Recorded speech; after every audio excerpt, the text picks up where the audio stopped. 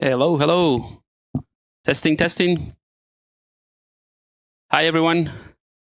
I think we are fully live, ready to start the workshop. Very excited about this.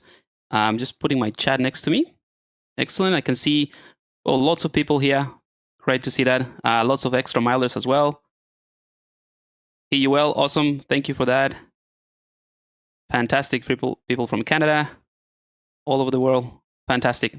Alrighty, so everything is good to go. Welcome to the workshop, everybody.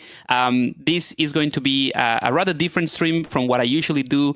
I obviously tend to talk a lot, but I will do that as well. And I'm going to show you a step-by-step workflow to create something very, very cool in a very simple way. So the aim for this workshop is for absolute beginners, someone that might not have as much experience in ZBrush.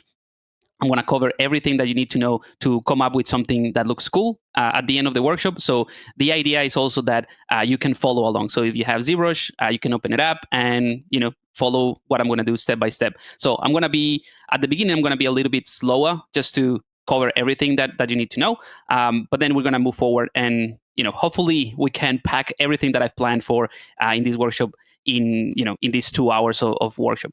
Now I need to go through a few admin things because I know that the questions might come up, and I want to make sure I cover that before we actually start with the practical stuff. So while I do that, maybe you can start firing up ZBrush, or if you don't have ZBrush but you want to take notes, by all means, go ahead and do that.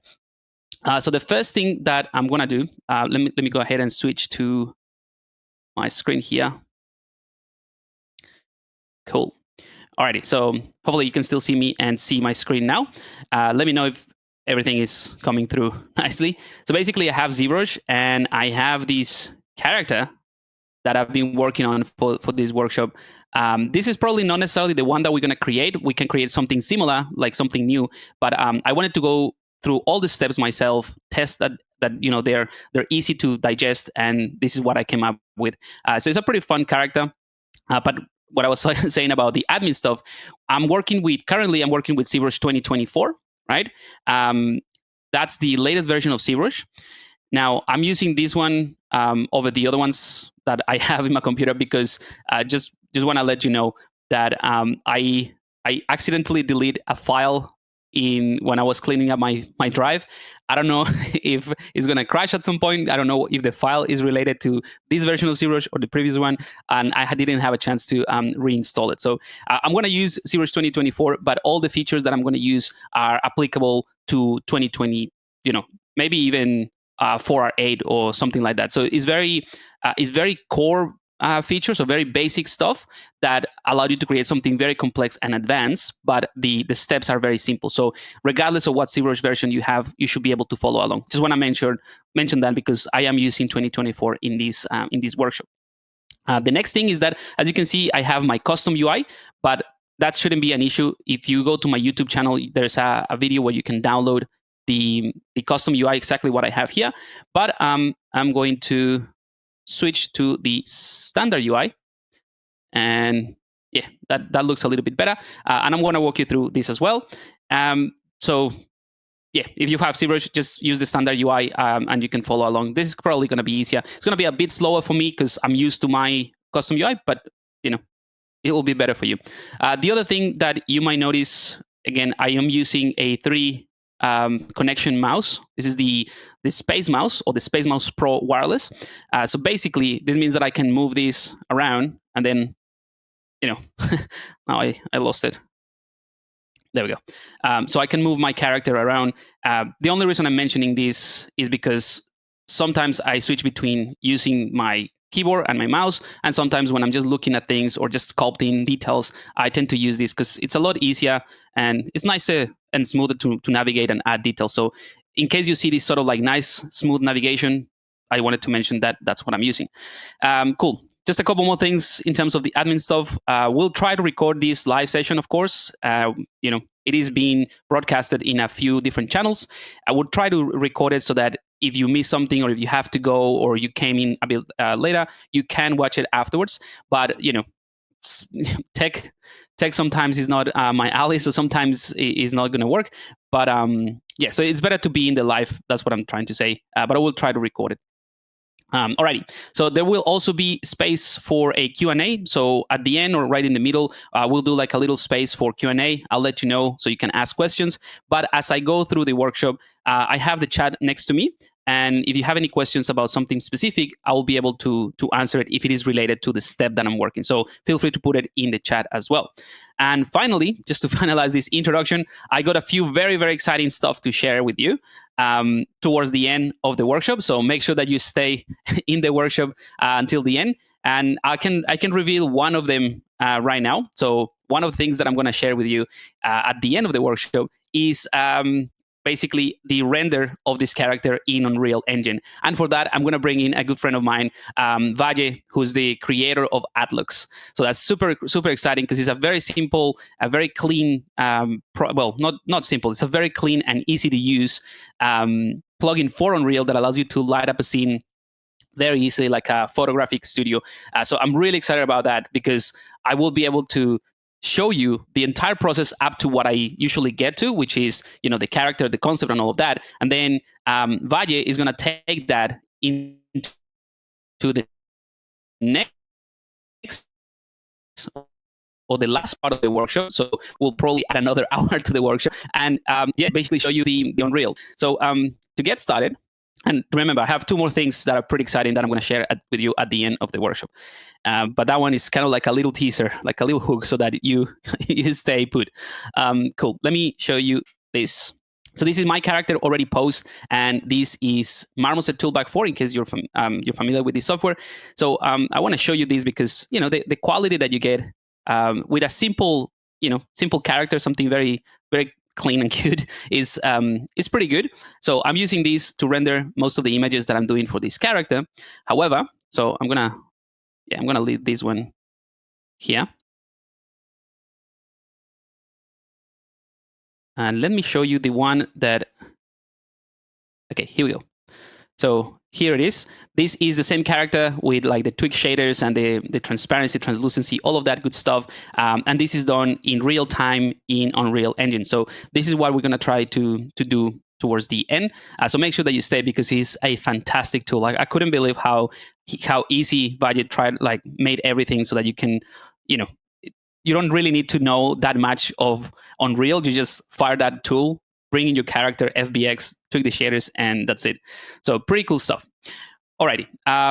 Just one more thing, just to give you an idea of how we're going to run the workshop. I want to give you a quick rundown of the workflow. And for that, I have this image right here. So hopefully you can see what I'm going to do is I'm going to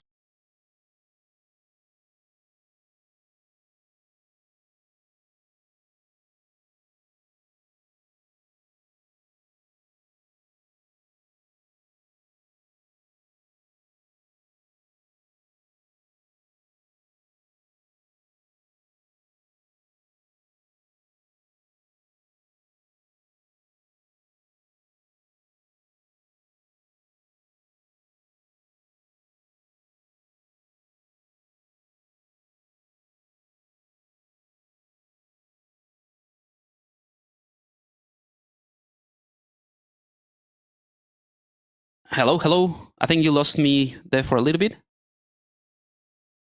Sorry about that, guys. I forgot to turn on my mic in this camera. Can you hear me? Please let me know. Okay, cool. All right, so let me go back to what I was saying. Sorry about that.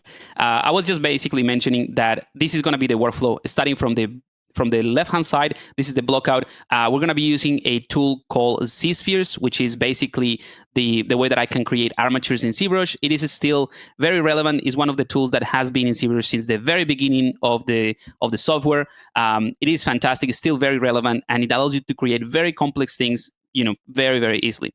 So we're going to start with that, and that's why I was mentioning here that this is the icon. We're going to stay in ZBrush for that. Then we're going to move on into the Basemesh Adjustment. So that's kind of like converting that armature into something that you can work with. So like the mesh itself. Don't worry, we're going to cover all of that. Then we're going to move into the secondary shapes, which is where we can add a little bit of detail or an indication of what details might be, right? So you see a slight difference maybe around the face area. Obviously, all this extra enoki mushrooms, which it's kind of like growths of this character. There's a story behind it, but I won't bother you with that. And then we're gonna go into the sculpted details, which I'm gonna show you some cool techniques to add details. I'm gonna show you some really cool brushes as well. That's all within ZBrush. And finally, we're going to move on into the PBR texture. So we're going to use Substance Painter, which, don't worry if you're not familiar with it or if you haven't used it. I'm going to show you a very simple way of getting whatever model you want into Substance Painter. We're not going to bother with any complicated UVs or anything that becomes a little bit technical. We're going to avoid it. So I'm going to show you a simple way of doing it. And finally, we're going to render it. So if I have time, I'll show you how I set things up in Marmoset. That's why I have this final step here. But at the end of the day, the whole point is to do the production of this character, or get it to a point that it has textures. And if I don't manage to show you this at the end, like the rendering, you still have access to the next part of the workshop where Valle is going to show you how to do it in Unreal Engine. So pretty cool stuff. All right, so that is pretty much it. One more thing is I went through the process of sketching something that I might not be able to play with in this workshop, but anyway, it's very simple. Federico asked if the concept is mine. Yes, correct. That's my concept. It's kind of like playing into the same sort of universe that the character from the UZG, the Ultimate ZBrush Guide course, is, which is kind of like a mushroom character, like a wanderer. So all these mushroom characters ideas are basically following the same principle. So I have this very quick sketch that I did, or series of sketches, really. I did that in Procreate. Very simple ideas, nothing too complex. So have like an interesting sort of shape here for the head of a new character. This other one that has like these weird flakes and different types of mushrooms, really. And this one is a little bit more quirky and funny. So that doesn't necessarily mean that I'm going to do this character. I'm going to keep it simple. But the idea, or the reason I'm showing you this, is because it is important to have something to aim for when you're working with a character like this, right? Okay, so let's go ahead and properly start with the workshop right now. So we're like 15 minutes in about covering the things, but that's all right. We're gonna start with the idea first. So let's go ahead and clean up this interface a little bit. So I'm just gonna go ahead and click on a C-sphere. This is what we're going to be starting with. And I'm going to click on the R just to clean the different subtools that I might have used. This is not to delete anything. It's just to clean this region right here. If you click on the thumbnail here, you'll still have access to other tools that you have loaded previously. Now, I don't really like, at this point, this thumbnail here and the 3D cam. So I'm going to go to the preferences. I'm going to go to cam view, thumbnail here, and I'm going to turn this on. Off, right? So we don't have any of that. Now you also see, maybe it's easier if I go to document. I want to click on new document. I'm going to click on no. So this basically is going to create a new document. And I'm also going to go to double so that I make double the size of this document. There we go. And now this is a new document. I'm going to click and drag my C-sphere again. And I'm going to click on edit to enter in edit mode. All right, so all I did really was just to create a new document. Every time that you click on document and click on new document, as long as you have this W size enabled, it's going to fit the entire window. So this is important because if for some reason you have, let's say, this palette enabled like that, and you do new document with that switch enable, it's going to create a size that is basically what you see here. So make sure that you have like your real estate, whatever you want to work with, just like that. And once you create the document, then you can drag in your whatever you were working on. So in this case, we're going to use a C-sphere. Now, another thing that I want to do is I want to make sure I click on AA half. So that's why I decided to go for a double the size of the document. And this is important because if I click on AA half, you see everything goes kind of like smaller. So we are looking at half the size of the real document. If I click on actual, that gives me the full size of the document.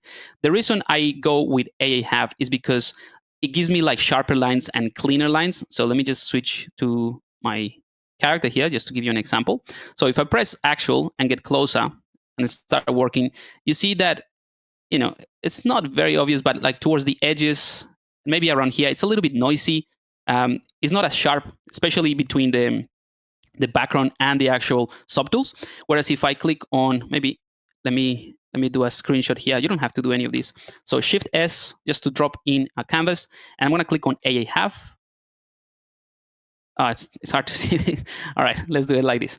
So AA half, you see, there's not much anti-aliasing, or there is anti-aliasing. There's not much aliasing happening here.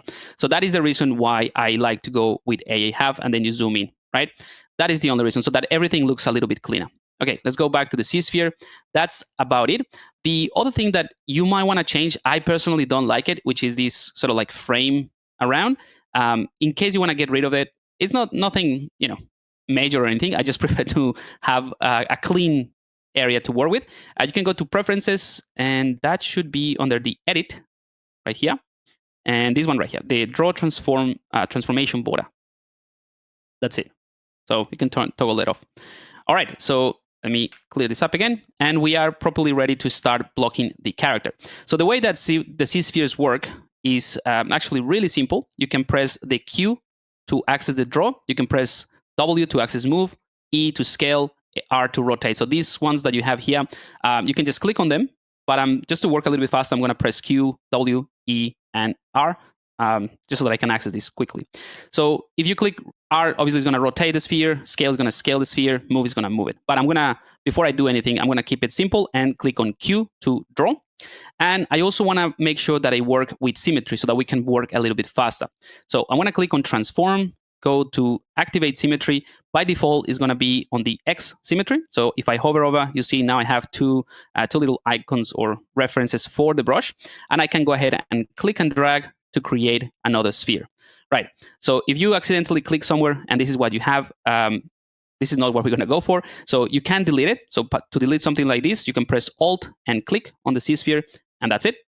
You cannot delete this one, obviously, because it's the root of your armature. So the other cool thing that you'll see is if I go closer to the middle, sort of like snaps to the center and the little icon becomes green. So that's what we're looking for, that it's green. So once it's green, we know it's exactly right down the middle. I want to click and drag to create another one. All right, so I'm going to go ahead and do the same thing at the bottom. And this is an important step of the process. Click and drag. There we go. Now, the reason why it's important to have one at the top and one at the bottom from the original C-sphere is because this is ultimately an armature, or like a chain. It will have a chain reaction. So in other words, if I were to rotate the upper body from here, it's only going to rotate the upper body and not the bottom. So this is going to make more sense. Don't worry. If I'm confusing you at the moment, don't worry. This is going to make more sense in just a second. Just make sure that from the original C-sphere, you have one at the top and one at the bottom. All right. So the one at the top is going to be kind of like your chest area. So I'm going to go ahead and press W to access the move, and I'm going to push this up. Now, because I have the symmetry enabled, I can just move this, and it's only going to move on in in one axis. So it's not going to move to either side. That's important. So I'm going to do something like this, and the same thing for the bottom, like that. And I'm looking at it from a side view. Now, the original C-sphere, that's kind of like the equivalent to the belly of the character. The one at the bottom is roughly the hips of the character, and this is, like I said, the top of the chest where the shoulders would be. So let's go ahead and do that. I'm going to press Q again, click and drag to create the shoulders. Then at the bottom, click and drag to create kind of like the beginning of the legs. And at the top, when I click again, just when it's in the green zone, so that is right in the center, this is going to be the neck of my mushroom. Again, you can play around with the size and all of that in just a bit. I'm just going to make sure I set up the armature. All right, so this is one. I'm going to click again to add maybe another for the length of the character or the head, and do another one. All right, so let's press the move brush or the move tool. So you have this one that is going to be the head. You have this one that is the bottom of the head. And then you have this one that is the starting of the neck, right? So that way you have this sort of like tubular shape for the head of the character. Perfect. All right, now the next thing is going to be the arms and the legs. So let's go ahead, and here next to the shoulders, I'm going to click and drag something like this, and the same thing here. Okay, now we're going to go to move, and this is something that I should have mentioned as well. Depending on the size of your brush, if I press a spacebar or right click, I bring this quick palette. You can change the brush size here, or you can also do it from this one right here. So if I have a large brush size and I click on this one to move it, you see it's going to move both of these C-spheres. So let's undo that with Control-Z. I don't want to do that. I want to be able to manipulate them separately, but just so you know, you can do that like that. I'm going to reduce my brush size to something very tiny, something like this. And that way I can click on this one and I'll push this one without affecting the other ones. So this one is going to determine the length of my arms. So I'm going to do something like this. And the same thing with the legs, click and drag. These are the legs of my mushroom character. Let's go ahead and push this down a bit. So these are the hips of the character. All right, so that's not too bad. Maybe you can do something a bit more stylized with really long arms. You know, this is where you can start playing around with proportions, but we'll get to that in a second. All right, so obviously we need to have, shoulders, sorry, not shoulders, elbows and knees. So let's click on draw again. And this is another cool thing that you can do with the C-spheres. So far we've been just clicking and dragging from the C-sphere itself, but once you have established, let's say, the length of a limb, you can click in the middle, and that would add, that's your elbow. And let's do the same thing here. That's your knee. I'm going to go ahead and do the same thing for maybe, actually, let's leave this one as it is, but we need some, like the wrist or something. That's it. And we can go back to move. And I'm going to show you something very, very cool. So you can totally click on the sphere or the C-sphere that you want to move. And red means that it's selected. I can just go ahead and do this, right, to establish it. And I'm going to go for like a relaxed sort of A pose. But the other cool thing that you can do is you can click on rotate, right? And then you can click on the connection between the spheres. So this is the joint, let's say. And you see we can make him go like this. So we can rotate and try to find something that looks a little bit more appealing. Now you can also click the C-sphere itself, right? And click and drag, and you see how it's going to rotate based on that C-sphere. I tend not to do that too much because when you convert it into a useful mesh, let's undo that, is going to give you a bit of rotation. So let me just give you an explanation of what that is. You don't have to do this step. This is just to show you something. So if you go down the tool palette all the way to the bottom, what it says adaptive skin, we're going to be using this in just a bit. I'm going to take this density to 0 so that we create the most basic geometry that these scissors can give us. And I'm going to take the Dynamesh resolution all the way to 0. This is very important for this step, even though this is not the step right now. I'm just showing you a preview. And I'm going to click on preview. All right. So I'm also going to turn on polyframe here. You see that we have nice set of polygons that sort of follow where the C-sphere is. And that's kind of like the entire character so far. But this is just a preview, so I can turn this off and I can continue to play with the proportions and all of that. That's why I love this process, right? And this is basically what I cover in the Ultimate ZBrush Guide course, how to set this app. Obviously, a bit more complex than this, but I want to make sure that I cover all the basics. All right, so here in the preview, let me just give you an example as well. So if I were to rotate this quite a bit like this and do quick preview, you see that I have this sort of twisting of the arm, which makes sense. In this case, you have a little bit of, pronation, so that, let's say, the thumb of the character will come from here. So it does make sense to have it like this, but I prefer to keep things clean. Otherwise, I don't know exactly how much I'm twisting things. So let's undo that. And that's the reason I use the rotate, but not directly from the C-sphere, but I just click on this, on the connections. Okay, so let's go back to where we were. So this is kind of like the simple character. I'm going to push the legs forward a bit. This one's back. Let's use the move to lengthen those legs.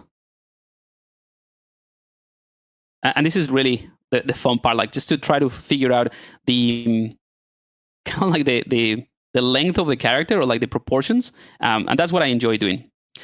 You can totally add more C-spheres through the chain, and that allows you to do more complex stuff. So we're going to do that just in a second.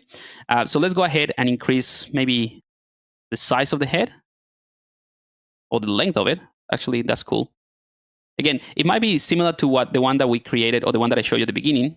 But once you get to this point, you can just do whatever you want, right? You can just click on the scale. And for instance, click on the connection between the bottom of the neck, or this part of the neck, and the top bit. And that way you can scale the entire thing, right? That's why it is important to start with one at the top and one at the bottom, because you can scale the entire, let's do it from here. You can scale the entire arm, or you can scale the entire legs without affecting the top, right? Okay, so I'm gonna add a couple more C-spheres. So let's do another one here. And I'm gonna use the move tool just to push that forward. So it's kind of like a bit hunched forward. And I want to scale the head up a little bit. That's cool. And yeah, let's go ahead and do the hands. And this is something that you can totally do if you want to do, I don't know, like a more realistic humanoid character. You can totally go for that. For the technique that I'm going to show you. So you have this, let's say the wrist in here. You can click maybe another one in the middle. I'm going to scale this bit. All right, so this is where the thumb is going to come out. So let's click on draw, click and drag. So this is the beginning of the thumb. And then I'll do the same thing for, maybe this character has 2 more fingers. So click and drag as well. And then I'm going to use the move tool to adjust this a little bit. Okay, so these spheres that I just set up here, they are the equivalent to, if you're doing let's say a more humanoid character, they're the equivalent to the knuckles or the knuckles of that should be a good reference, right? And then if I'm gonna do the tip of the fingers, I'm gonna click and drag something smaller, and that also gives me a little bit of tapering. There we go. And go back to move, and then I can just go ahead and push this down, like so.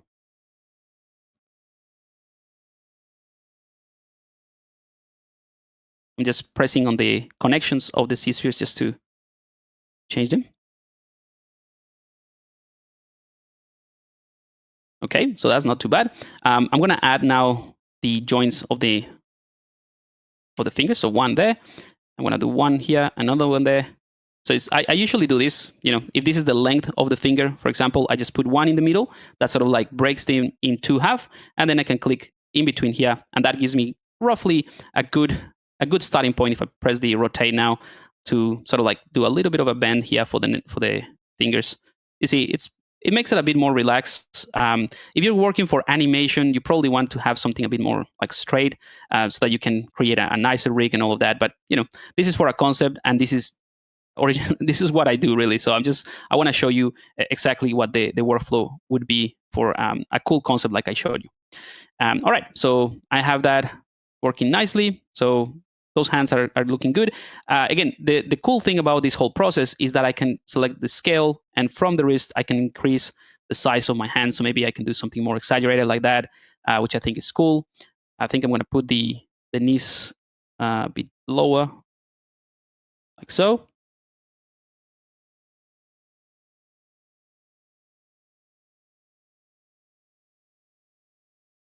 So basically, you can create a very complex armature just by clicking and dragging new C-spheres.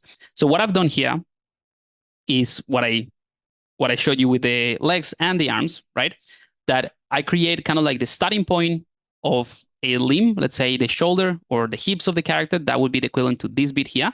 And then I create the end point of that armature. So if you're creating a tentacle or a tree or something like that, you can determine the length of it. So basically, I'm going to take this one down all the way here and this one down all the way here. I'm hoping to get an error here to show you what this. There we go. So if you create a C-sphere that is very close to another one like this, you get this sort of empty space. Try to avoid that. And the way that you can avoid this is by pushing it out like so. So just a tiny bit, in case that happens to you. All right, so I have these sort of 3 pieces. Maybe we can push this one forward a bit. And I have the end parts of that shape. And perhaps I'm going to do maybe another one here. So Q to access the edit. And then click and drag to add one more. And then one more here. This is going to be the beginning. And sorry, this is the beginning. This is the end. So let's set up the end. All right, so that's the beginning of a complex armature. All right, so the next thing, I'm going to click on Q, and then I'm going to add a couple of C-spheres in between these armatures or these kind of like extra limbs, right? And that way, I'm going to use the move, or you can use the rotate. You can also use the move here by clicking on these intersections. And this is what I'll use to just basically create a much more interesting and complex armature. So I'm moving around the C-sphere that I create. So maybe I'll wrap this one around, and you can extend the length of this like so. And I would recommend you can create as many C-spheres as you want, but I would really recommend that you stick with just a few so that you can set up the main sort of volumes, just like I'm doing here. And then you can go over with, other extra C-spheres just to generate something that is a bit more, a bit softer. But we'll get to that in a second.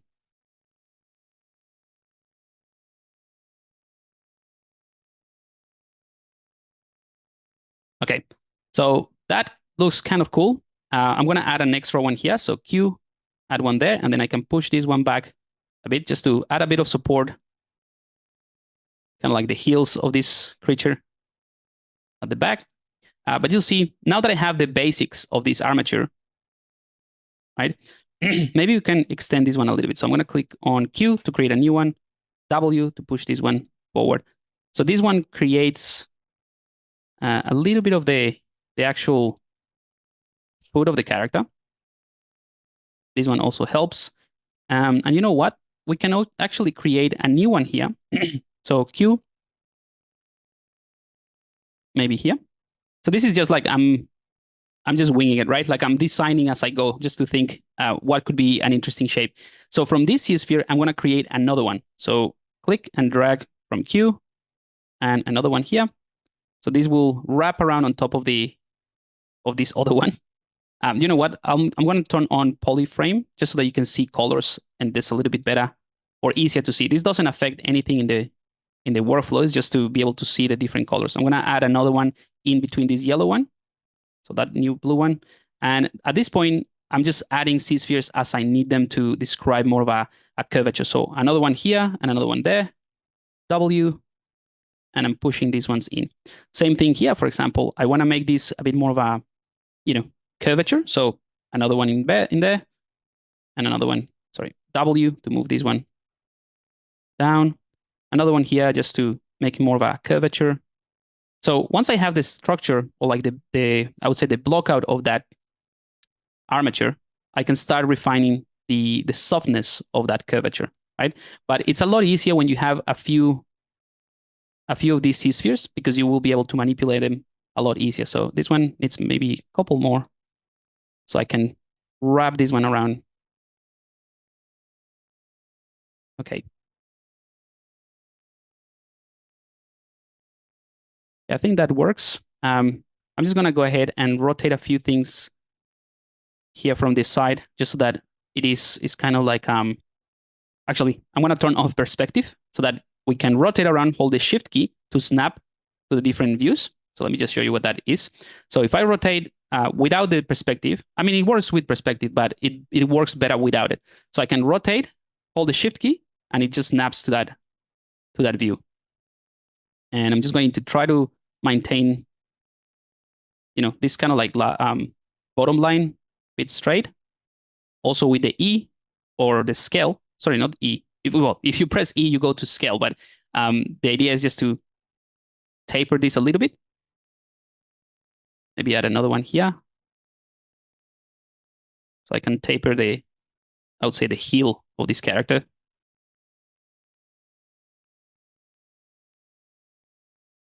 All right, so that's not too bad.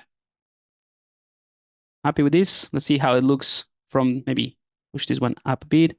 And this is what I like about C-sphere. You can control a lot of the proportions and how things look very, very easily just by pulling and pushing C-spheres. So I think that looks all right. Let's go ahead and turn off the polyframe so that we can judge this a bit better. But now that I look at this, I think that the legs are a little bit wonky or, tiny. So I'm going to press E to scale this up and then rotate to spread them apart. So now this kind of like makes more sense. Okay, so that's not too bad. But maybe we can also create let's say the forearms of the character, give them a little bit more volume, right? So I'm going to press Q and add maybe another one there, another C-sphere there, and another one here, and maybe another one there, right? this might sound a little bit random what I'm doing right now, but I kind of like know where to go for. And this is something that you will learn with the more of these things that you do, the more experience you get. But basically, the reason I created 1, 2, and 3 is so that I'm going to bring in my Epic pen here. And don't worry, this is one of the steps that it is very easy, but it's one of the longest ones. The next steps will be a little bit easier. So basically, I'm going to have this sphere here. Oops, that's a purple color. Actually, let's make them spheres so we can show you what I mean. So what I'm going to do is I'm going to take this one right here, and I'm going to scale it up to something like that, right? And then I'm going to take this other one. I'm going to scale it slightly, down. So the reason I created this additional one, I'm going to do it with a white color here. So the reason I created this additional one is so that I can maintain a taper between the actual elbow and the new one. So in other words, we're going to have the elbow here. We're going to have this red one right now, the control one, which is kind of like the same size. Then I'm going to scale this one up and then this one down. And then you have the wrist. So basically, we're going to end up with something that has a bit of taper here. And this is going to make a little bit more sense if I'm confusing you. But this is the reason why I have multiple C-spheres. You can do this, one at a time, but I just find it a little bit easier to set them up. So then I can use the E to scale this one. So this is what I mean. So you see, I'm not, the taper sort of like goes between the elbow and to this sort of forearm a little bit nicer. So there's a nicer transition. So if I don't have this one, so let me just, for the sake of demo, undo that. And I'm going to delete this one, right? So now the only things that we have is the one that I'm going to scale and the elbow. So you see, it goes straight in. So that's not what I want. I want to have a bit more control. So that's why I added an extra one. And you can add more afterwards. I'll show you what I mean. So I'm going to scale this one up. So a tiny bit. And I'm scaling this one. You know what? I actually like the thickness of this wrist. So I'm just going to scale it up. But you can add another one here and then scale it slightly a little bit more. So you see how I'm just like tapering and making everything softer. So the more of these C-spheres that you add, obviously the more resolution that you end up with, so that you can describe things a bit better. I'm going to rotate things a bit more from the connections.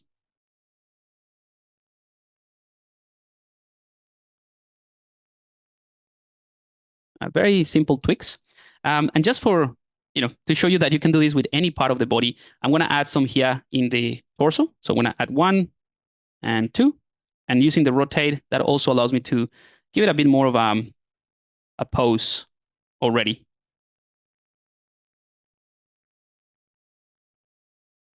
Okay, so I think that's pretty cool, right? So hopefully you're all you're following along after the technical kerfuffle thingy. But I think we got most of you guys here. I was just checking out the numbers in the stream, and we have most of you guys here. So that's great. All right, so that is the basics. So let's say this is a step 1 of the workshop after about an hour in. So this is the step 1, but it's very, very simple. You can adjust anything you want at this point. I would go ahead and I would have a look at this from different angles and say, okay, this character is looking pretty good. Obviously, you can edit this after this quite a bit, but at this point, you can just go ahead and bring in the E and start scaling things up, down.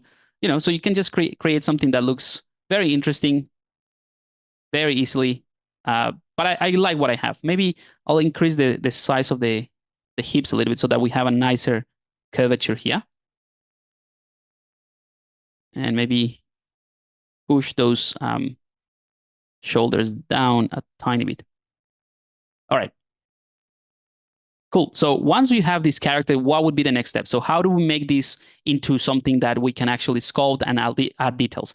Now, the trick here is that we want to maintain the low resolution so that we can go up in subdivision levels, right? Like I said, I'm going to keep everything very non-technical. I mean, this is probably the most technical part of the workshop, right? Just to set up this armature.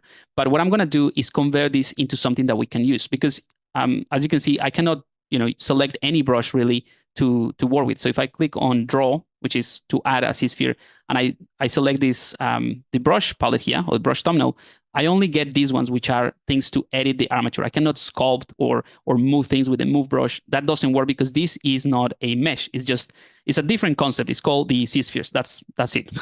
And it's for armatures. However, once we have this, we can go to adaptive skin. And this is what I show you at the beginning of the workshop. And if I click on preview, remember, I set the Dynamesh to 0 and the density to 1. Because if I leave this to Dynamesh, it will just get me into Dynamesh, which you can totally do as well. But again, we're going to keep things simple, and I'm going to give you the workflow that I think is the best.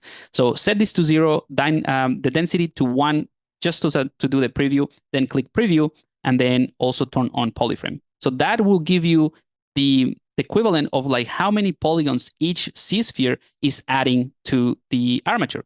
So as you can see, if I go to view here, between this Z-sphere and this one, the yellow and the blue one, when I turn this preview, there's going to be a couple of polygons, and it's going to maintain that polygrouping or that polygon ID, which is really, really good. Okay, so that's great, and you see that we also have a nice set of interlocking sort of roots for the feet, which is cool.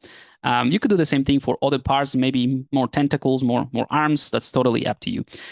So what I'll do now is I'm going to click on the density to set it to 2. And you see we get things that are a little bit smoother. And that basically means that we're going to have, when we click on Make Adaptive Skin, we're going to have 2 subdivision levels. Again, if you're not familiar with that, don't worry, I'll explain that in just a second. So all I want you to do is, once you're happy with your armature, that you know that you like the shape of it, you can go to the adaptive skin, make sure that you are in density number 2 or subdivision level 2, that's the same thing.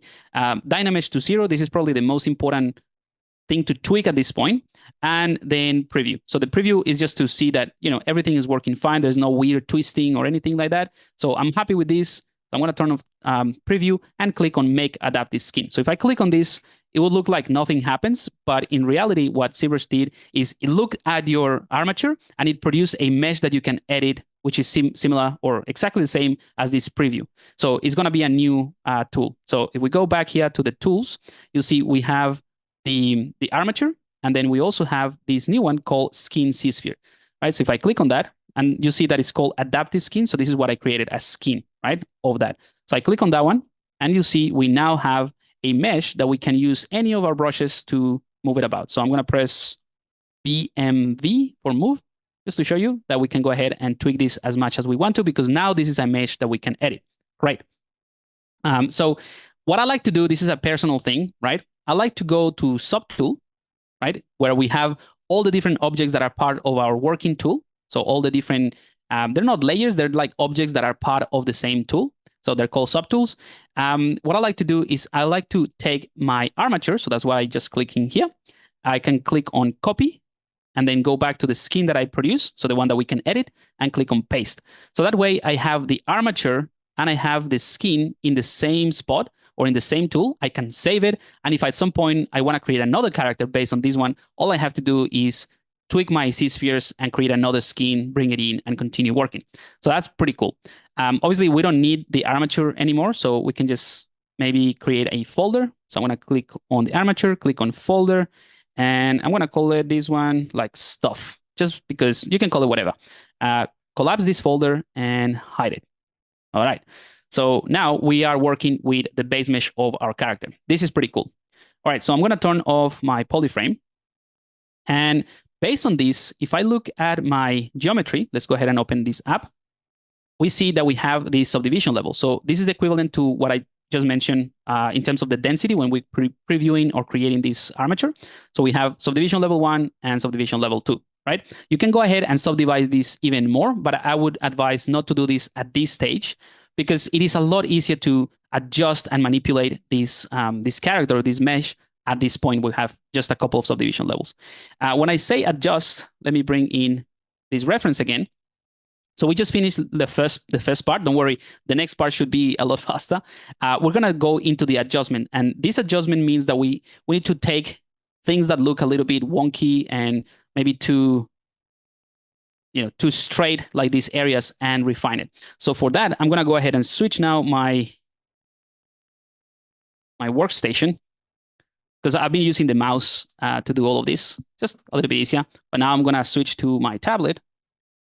You don't see it here on the screen, but now I'm going to use my pen and my tablet. All right. Let me just have a look at the chat. Is there a way to save the armature out itself? Just save tool. You can save it.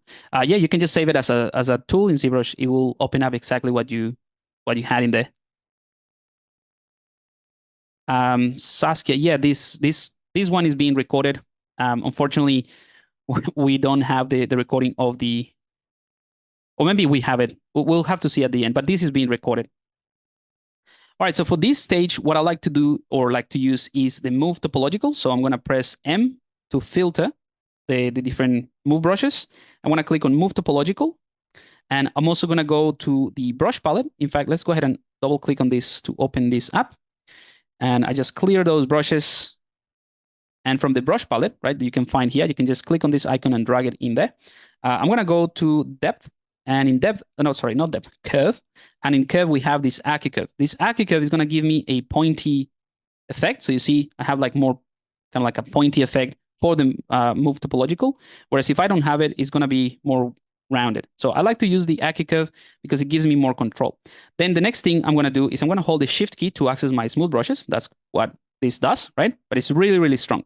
So if I press the shift key, I will access just the settings of that brush. You see, as I press shift, the intensity changes from 51, which is the move brush or the move topological. And if I press shift, it just changes to 100%. So I want to make sure that I hold the shift key, reduce this quite a bit. I mean, this is up to you. 39 should be okay. And I'm going to do a test. It's still too strong. There we go. I want to have just very subtle control. All right, so I'm going to start here. I'm also going to make sure that, you know, the symmetry is on. So I work on both sides. So I'm going to start smoothing this out a bit. I think this is still too strong, so I'm going to reduce it quite a bit. All right, so it's very subtle. And then using the move brush, I'm going to start adjusting. That's what this step is all about, just to adjust what we have. So this hand needs a lot of adjustment just to generate a much more realistic shape. But you see, we have the base. The blockout is pretty easy once we have all of these polygons in place with the armature. It's really easy to just come through and, you know, move things about, smooth things. Maybe let's say the end of the finger, we need to have this you know, bit more narrow. So I can do this like so. And that's what this step is all about. You see, I'm going a little bit faster here just in order to catch up with the lost time because of the technical difficulties. But all I'm doing is just pushing and pulling things. Another another trick or tip that I can give you, I guess tick will be also useful. But anyway, the trick that I want to give you is when you have a brush like the move brush, if you press the Alt key, you will move things or you will move polygons based on the normal. And in case you don't know about the normals, I'm going to turn this on because this is an important concept. Like I said, this is aimed for absolute beginners. So I'm going to make sure I cover some of the basics. So each polygon, let's say this polygon right here, and maybe one of the ones that is kind of like in the edge right here, and maybe this one right here, right? As an example, right? Maybe this one. So all of these ones are polygons. Each polygon will have a normal pointing outwards that is perpendicular to the surface. So in other words, if I have a polygon, this is a plane right here. This polygon will have an invisible arrow, let's say from the center, pointing outwards that is perpendicular to that surface, right? So that's called the normal of the polygon. So it's like just to help the software understand in which direction that flat polygon is pointing towards, right? So that means that this one, let's say, is pointing this way, kind of like towards the camera. This one is pointing this way, and so on and so forth, right? So all of the polygons are pointing in a specific, you know, area that is perpendicular to the camera. So when I use, let's say, if I were to, from this point, like if I look at the camera right from the, you know, I'm looking at the back of the character. Actually, let's go to the front. I look at the front of the character from the front of the camera, right? If I click on this point and I pull it down, it's just going to be down in that axis, right? But if I hold the Alt key and press and pull down, you see it's not going down. It's actually moving in that normal. So if I rotate around, it's coming towards the camera. So this is pretty handy because we can hold the Alt key and push this from the normals of the polygon. So I find that really useful. It might be something that might take a while to get used to it, but it is, for example, in this area right here, if I want to increase the sharpness or the stylization of the elbows, I can press the Alt key and you see it just pushes based on that normal. So that's pretty cool. All right, so let's go ahead and smooth this out. Just gonna do this a little bit faster now that you kind of like know the process. Refine the neck so that it's more softer. Same thing here, especially around this area. I want to make sure that all of these things are very soft so that it truly works as a root system in a way. So I'm just pressing the smooth brush. And because I have the move topological, I'm respecting the continuity of the polygon. So in other words, I can click on this one and pull it out. Well, now the range is quite big, but I can pull this without affecting some other areas of the mesh. So that's the reason why I use the move topological instead of the move brush or the normal move brush. All right. So in terms of adjustments, that's pretty much it. You see, we have something that looks pretty good. Now, this character, I wanted to have like a mouth and some eyes. So let's increase the head a little bit, right? And I'm going to turn on the polyframe. All right. So I'm going to delete lower in the geometry palette. The lower resolution is this one because this is way too low. I'm never going to get to this point or use this one. So I'm going to delete it by going to the second subdivision level, click delete lower, and now we have no subdivision levels, right? And at this point, we're going to bring in a tool that sometimes is a little bit scary, the C modeler, because it has a lot of options, but I'm going to give you the basics just to create the zone for the eyes and also for the mouth. Very simple stuff. I'm going to click on the move topological, find the Z modeler. There we go. And again, I still have symmetry enabled. I think I'm going to make the eyes quite far apart for this guy. So I'm going to press the Alt key. And while I hold the Alt key, I can tag temporarily a set of polygons. So I'm going to click and select those. So you see it's just white, right? By the way, in order to see this, you have to have the polyframe enabled, which is this one right here.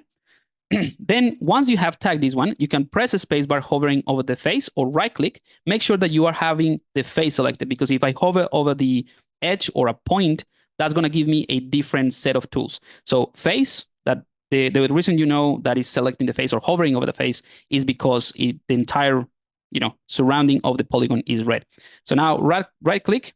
I'm going to go for inset. That's the first tool that I'm going to show you, insert.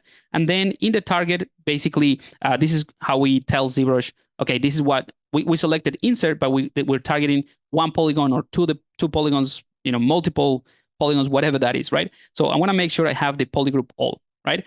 Polygroup all means that it's going to attack, or it's going to target with the insert action, is going to target all the polygons that are the same color, the same ID. But in this case, we manually tag this one, right? So I want to click and drag. So we have a nice, set of areas for the eyes. Then I'm going to do the same thing for a mouth, maybe a tiny mouth here. So Alt to tag this one and then insert that in. So hopefully you can see what I'm going with this. We have now some extra polygons for the eyes and the mouth. And now I'm going to switch to a different tool. So we've been using insert. Now right click on the face to bring in the tools. We're going to select a different action. So we've been using insert. Now I'm going to use the Q mesh. And the Q mesh is pretty handy. I'll show you what this does. It's kind of like extrude. You can also use extrude, but Q mesh is more powerful, as in you have more tools. So Q mesh, and the target is going to be the same, polygroup all. All right. So that means that we can click on any of these faces now. We don't have to tag them because they have the same color. Click and drag, and you see I'm just pushing them at the same time. Right? If for some reason you don't want to do the same thing for the mouth and the eyes, you can tag them. So Alt to tag the eyes, maybe push this one in just a tiny bit, right? And then do the same thing for the mouth. So do it once. And as I drag, you can press the Alt key to change the color just so to have different polygroups. So I'm going to do this around there and then click and drag, holding Alt a few times just to cycle through different colors. There we go. All right, so that is perfect as, as a base mesh. If I turn this off, you see it's pretty square, right? We don't have this organic feel to it. So that's, again, a pretty simple thing to do. I'm going to switch back to the move topological, and I'm going to go ahead and smooth this out. And you see, as I smooth this out, because the very simple set of polygons is going to turn that sort of square polygons back to kind of like a rounded shape. It's going to average them with the rest. So this is pretty cool. We're going to move things just a tiny bit, like so. And for the mouth, I'm also going to smooth this out a tiny bit. And then I'm going to use the move topological just to add kind of like an indication of some lips.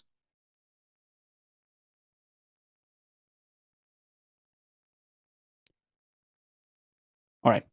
Very simple stuff, but now we have something that looks a bit more organic, a bit more interesting.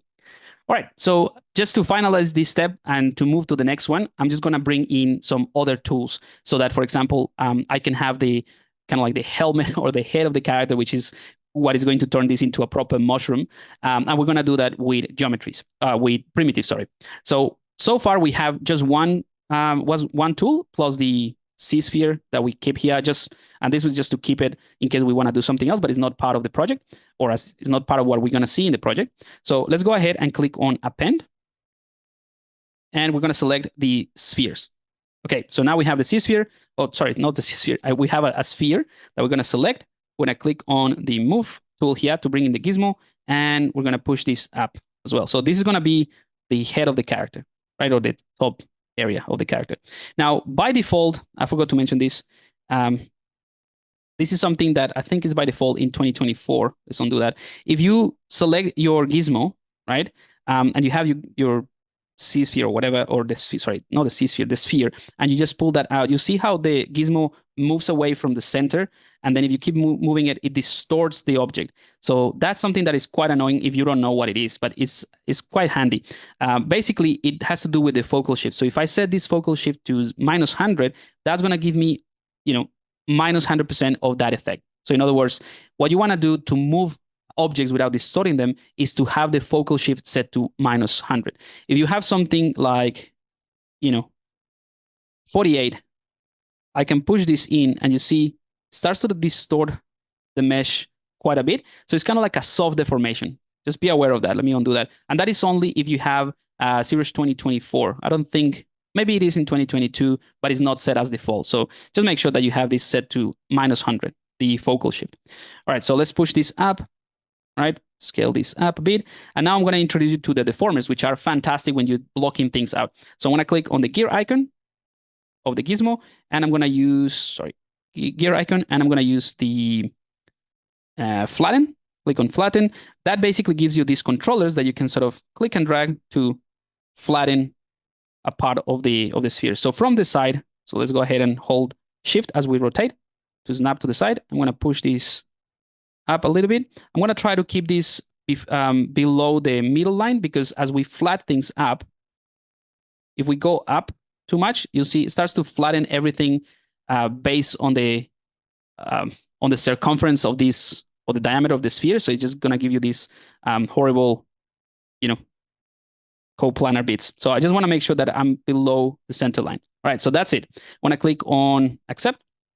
So now we have something that looks pretty cool. We can also use other ones like taper. So you can taper the mushroom, make it a bit more like something like this, right? Just to make it a bit more interesting. Accept. And let's go ahead and rotate this around. So this is what gives the character a lot of appeal, I think. And this is just like one way of doing it. Maybe just to do something different from what I showed you at the beginning, I'm going to go ahead and give it a different look, right? I mean, you can do a mushroom that looks like that. That's totally fine. Yeah, but I'm going to keep it simple. So you can just work with this, make it like really, really large. Maybe squish it a bit in the y-axis. So play around with this. This is going to, if you're doing similar characters, this is what the proportions and the relationship between the different limbs and the face of the character, the placement of the eyes, all of that is going to give you a lot of appeal to the character. So that is cool. And because it is a simple geometry, if I go ahead and turn on the polyframe, you see it is quite simple. All right, so I'm going to move faster a little bit. Let's go ahead and create the eyes now. That's going to be another subtool. So to do that, I'm going to use a macro that comes with ZBrush. So if you click on the macro palette here, I'm going to click on macros. I'm going to look for this that says append eyes. So if I click on append eyes, ZBrush is going to append a set of spheres. A couple of spheres. This one right here. That have like already a color and a shiny material, so it has the nice reflection. So I'm going to use that. I'm going to bring in my gizmo. And because I have symmetry enabled, I can sort of move one and then place the other one. So I'm going to scale it. This is another important thing. So because I have two different spheres, and if I scale them, you see they scale towards the center, right? And this is, the ideal situation in most cases. But in this case, I just want to scale them within themselves, like within the volume. So that is what the local symmetry is for. So I'm going to enable local symmetry. I'm going to also turn off dynamic. This is a cool new feature from 2024, but we're going to keep it simple. If you have any other version of ZBrush that doesn't have this dynamic, don't worry, I'm turning it off just because of that. So let's go ahead and scale these down. And let's go ahead and place these eyes roughly where we set up the areas for the eyes. And again, depending on how big you create your eyes for the character, that also is going to change the way that the audience read. So right now, it's kind of like a quirky little character. If I increase this and make it like really large eyes, is more of a cute character, more cartoonish. The further apart that I push them and smaller, the more kind of like creepy I think it would look like. But yeah, there's sort of some kind of like science behind it, but I'm going to keep it simple, right? So I just place them in there. That's perfect. And then we are ready to move on into adding those secondary shapes and then the details. That part is going to be rather simple. Well, I'm going to move a little bit faster and then show you kind of like the end result. That's where the portion of the workshop becomes more like a kitchen show where I just show, hey, I put it in the oven and now here it is. Because I will show you the workflow, but it takes time to get it to a nice point, right? So I'll give you the kind of like give you the heads up how to get started with it, but then I'll show you the end result so you have an idea. Okay, so I'm gonna go ahead and take the character, like the body.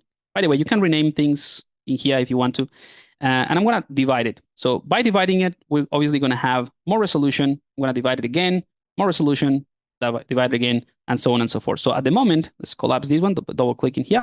We have 1.2 million polygons, maybe one more. So 5 million polygons. That's pretty decent still for ZBrush to handle it. So now we have lots of resolution to adjust this. I'm going to do the same thing with the head. I'm going to divide it a couple of times, maybe to 2 million polygons. That's all good. Yeah, so that works.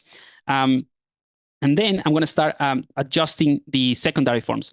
So to adjust the secondary forms, I would recommend using something like the clay brushes. So I'm going to use clay, right? And I'm going to reduce the intensity a tiny bit. Select the body. By the way, you can hold the Alt key and click on the different subtools to switch between them. You don't have to always go to the subtool palette. And then here, maybe reduce the amount of polygons. Now that we have subdivision levels, this is the advantage of having this. We can go back and forth between the lowest and highest, and then start adjusting this. Every time that I use the clay brush, I also use the smooth brush to keep everything clean, right? So that you don't end up with a lumpy surface. So for example, here I'm gonna hold the Alt key to flatten this a bit more, and the Alt key is just to modify the effect of the brush, so that instead of pulling or adding volume, it's going to subtract that volume. All right, so I'm just adding and then holding the Shift key to smooth that out. Just adding a bit of volume here for the shoulders, the deltoid. Smooth that out. Maybe a little bit more here just to indicate some kind of triceps. But always smoothing things out just to make sure that everything is kept nicely smooth and nice. All right, so around the face, I probably want to increase my subdivision level now so I have more resolution. Add a little bit of, expression or areas that I can use to make this character a bit more expressive.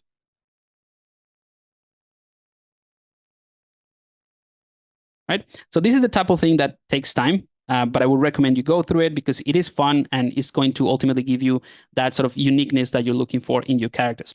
I'm going to select the top. I'm going to go to the lowest subdivision.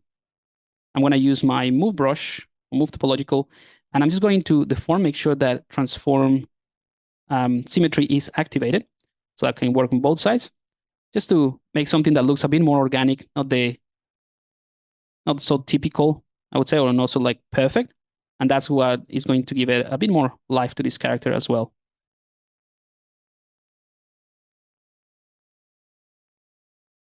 All right, so just making it a little bit more wonky.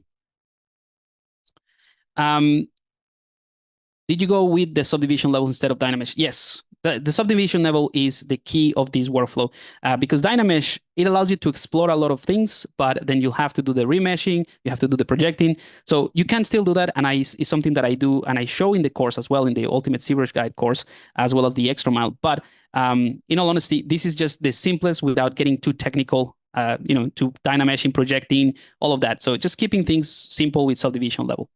All right, so now that I have this, let's go ahead and add some extra details. Again, I would spend a lot more time in this specific stage, but I'm going to add more details like adding growths or other, mushrooms and things around it, which is something that you can also play around with. And for that, I'm going to switch to a new tool. So in the tool palette, I'm going to click on let's go for a cylinder. Actually, not a cylinder. Let's go for a sphere. That's probably easier. Yeah, a sphere is fine. As soon as you click on a sphere or any of these things, these are 3D meshes that are primitives. So you see, you can, if you click on adding or trying to add something to it, you're going to get this pop-up. So you won't be able to adjust it. That is because this shape, this sphere, is driven by a math. So if you go down the bottom, you don't have to do this, by the way, I just want to show you what the difference is. You can go to initialize, and you can modify the amount of polygons that this has just with those sliders. So you can just reduce this amount if you want to make it simple. For example, you can change the size, all of this good stuff. And depending on which object you select, these settings right here are going to be different.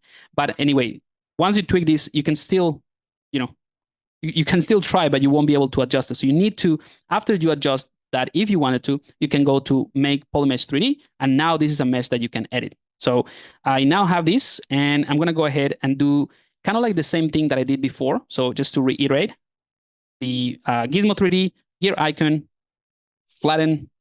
So this is going to be a tiny mushroom that I'm going to add to my character.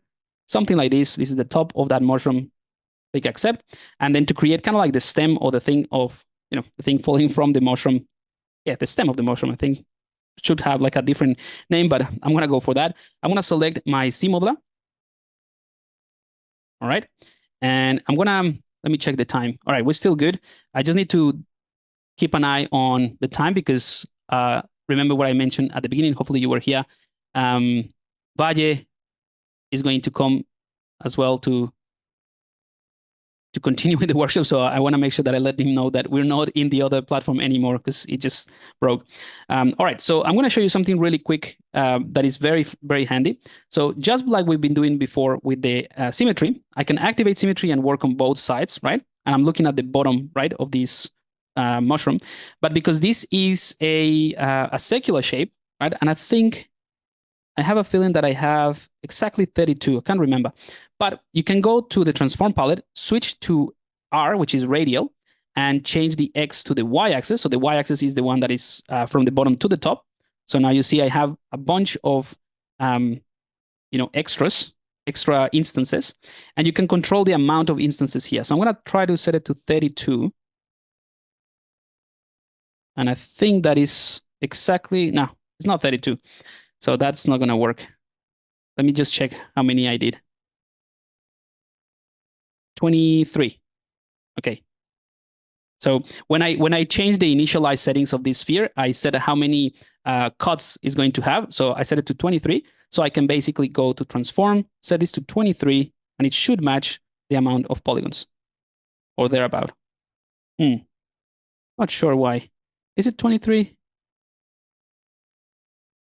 Anyway, this is like an extra trick. You don't have to do it, but I wanted to make sure. Oh, it's 42. Sorry, not 23.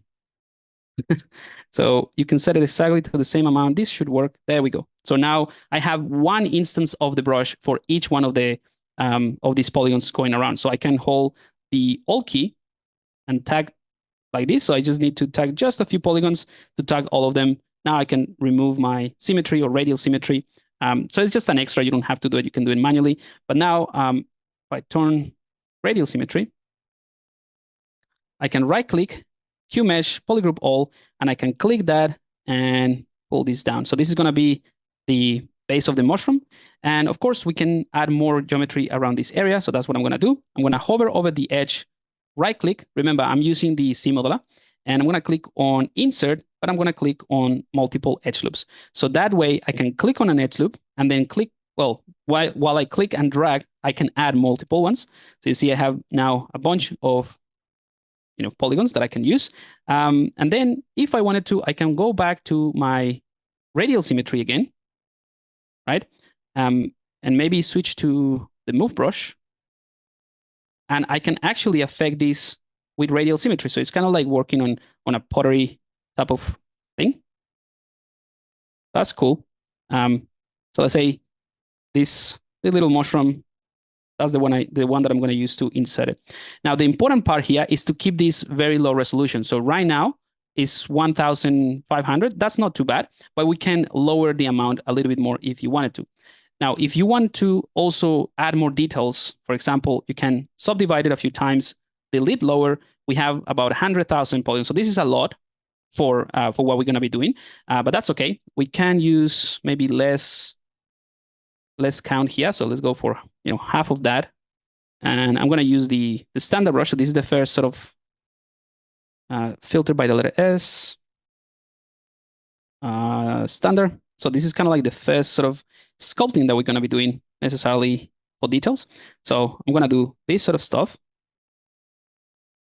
right? And I'll do the same thing here, holding the Alt key just to push this in and add a little bit of detail, not too much. So you see, it's quite fun to work with this radial symmetry. It makes it really, really easy. It's really fast to do. I'm also going to switch to the damp standard brush. So D to filter it, S. And the damp standard brush is kind of like a knife brush that allows you to sort of cut through the model. All of this is obviously a lot more in-depth and more structured approach in the course in the UZG. But I just wanted to give you a brief introduction. All right, so now that I have this, what I can do, because I'm still having a lot of polygons, as you can see, is to decimate it. And decimate is in the plugin, the C plugin palette. I'm going to drop that into the right-hand side. You have this tool called Decimation Master. This comes with ZBrush since the beginning of ZBrush. I'm going to click on Pre-Process Current. So what I'm doing with this is I'm telling ZBrush to analyze what I currently have in terms of volumes, details, and all of that.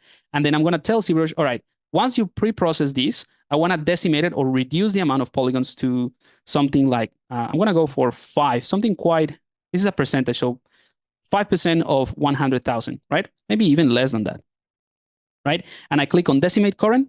You'll see that obviously this is very low in terms of polygons, and it's triangulated the mesh, but it sort of kept the volume. So that's what I want, because then I can convert this into something else if I wanted to, right? So maybe let's undo that. I'm going to go for 6. Oh, I deleted the cache. Sorry. I need to pre-process it again. And I'm going to go for 5 in terms of decimation, decimate current. Yeah, something like that. All right, so once I have this, I'm going to convert this into an IMM brush that I can use to add a bunch of details to my my current character. So this is really fun. To do that, I'm going to rotate around, holding the Shift key. And that way, I know I'm exactly looking at this from the top. And this is very important to add, this type of IMM brushes. That's how they call. So I'm going to click on this on the thumbnail, and I'm going to click on Create, Insert Mesh. And I'm going to click on New. So now I have a new brush. I can also go to the brush palette here and click on Select Icon, maybe from this angle. And so I know that it's a mushroom. And that way I can, let's turn off symmetry. I can click and drag and add a bunch of mushrooms. And that's the reason why we wanted to go for something that is relatively low resolution, okay? So this is pretty cool. Now, you can do it like that, or you can go ahead and load a set of brushes that I prepared for you, which if you didn't find the, I wanted to show you this so that if you didn't have access to this because you didn't, enrolled or subscribed for the workshop, you can still do it. But for those of you who did, I'm going to bring it in here. So this set of brushes is the same thing. So you see It's just with a bit more detail, and there's a bunch of different mushrooms. So I'm gonna go for something simple like this, which is the same thing, but it's a lot cleaner and simple. So let's go ahead and do that. I'm gonna go to my character, right? And as soon as I click, let's say on the body, let's turn this off. As soon as I click, I'm gonna get this. Basically, I won't be able to do it because it has subdivision level. So here is a nice trick. So I'm gonna append a cube or anything. It could be absolutely anything that you want. I'm gonna select that cube, right? And I'm gonna go to the bottom where it says Q-cube. Actually, you don't have to do this. I'm going to show you without that. So just to simplify it even more. So you just append anything that you want as long as you don't have subdivision levels. You can go ahead and scale it down just to hide it. So it's right in the middle, so you don't really see it. And because this is a mesh or a subtool that doesn't have subdivision levels, you will be able to just add these cool things. So I think I'm just going to add a few here at the top. And, depending on how much you drag, you will have more or less of this. Right?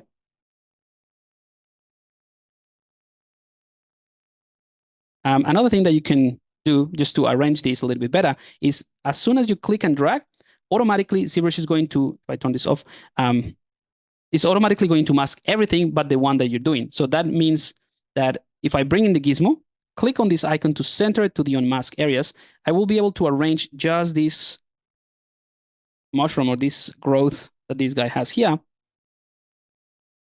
by itself. So that's pretty cool, right? And then go back to draw, click and drag to remove the mask, and there we go. We have some details in there. Now, after you finish with this, you can go into solo mode, clicking on this one, and you can hold Control and Shift to access your selection brushes. Select this bead, Control Shift, click and drag to invert that selection, and you can go ahead and delete hidden. So geometry, modify topology, delete hidden. So now we got rid of that cube, and we can continue with our project. All right, so this is the point, like I said, that I'm going to bring in the details because we're getting closer to the next part, which is pretty exciting. So let me bring in the next step, which would be step 3. Again, I'm going to continue working with this character, basically. So this is the one that I set up for the workshop anyway. Right, so this is pretty similar so far. It is exactly the same. Obviously, I spent a little bit more time on creating like a long mushroom because it's kind of like an enoki type of mushroom. So the growth of the mushrooms, they kind of like match the length of this character, right? So basically, I have now everything that I need. I have subdivision levels. I have all the pieces that I need to start adding details. Now, to add details, there's so many ways of doing this in ZBrush. I'm going to give you a couple of options. So I'm going to select the brush, and I'm going to go to the standard brush. So let's filter by S, standard. So if I select the body and get closer here, you'll see this is what I can do, right? So I can do it very slowly and create all of these details just with the standard brush, or I can bring in some alphas and tweak the alphas and the settings of the brush. Again, my aim here is to keep things very simple. So I'm going to do it very simple. So I'm going to click on the alpha palette, and I'm going to switch to something like alpha 60 that has these sort of squiggly lines that come with ZBrush. And just by doing that, increasing the brush size, you should have something that looks, interesting like that, right? You can also change the stroke palette. So let's go to the stroke palette, right? You can do things like in the lazy mouse, you can turn that off, right? So you get like stronger effect. I prefer to keep it. Let's undo that. So it gives you more control, but you can also use the modifiers to enable roll. So the roll is going to take whatever alpha you have here, in this case, the squiggly lines, and it's going to roll that alpha. So if you have something that has that is a tileable texture or tileable alpha, it would work a lot better. This case, it kind of works, but of course, this is kind of like pushing things out, and I don't want that. What I want to do is invert the effect. So I'm going to click on Z sub here at the bottom. So instead of adding, it will subtract. So now we have these crevices. And I'm also going to reduce the intensity. I don't want this to be that intense anyway. All right, so I'm going to go into solo mode, and I'm going to start doing this. Right, so it's just a very simple tweak to one of the standard brushes that come with ZBrush to add all of these details.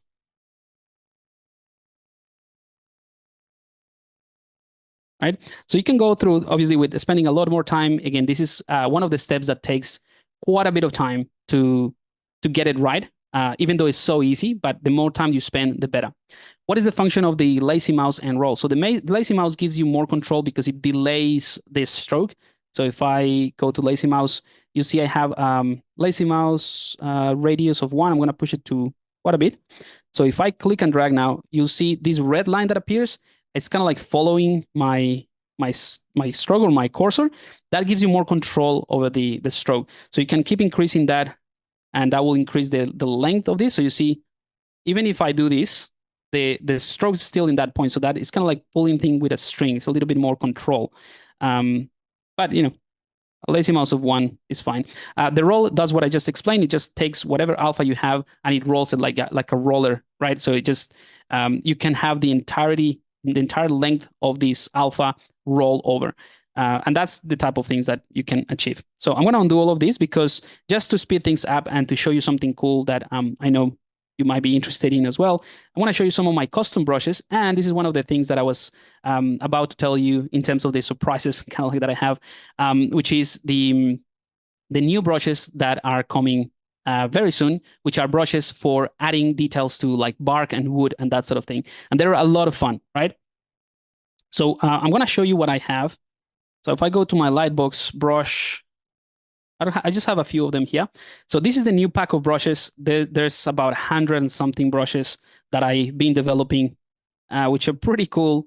So I'm going to give you a couple of them that are very exciting to play around with. So something like this hash base, because it has tweaked. It has a custom alpha that I created that is stylable, but it has a bunch of other settings in the brush that allows you to build this complexity rather quickly with a lot of detail. And it is not the regular click and drag alpha that you sometimes get on the internet. This one is a sculpting brush that produces this nice set of details.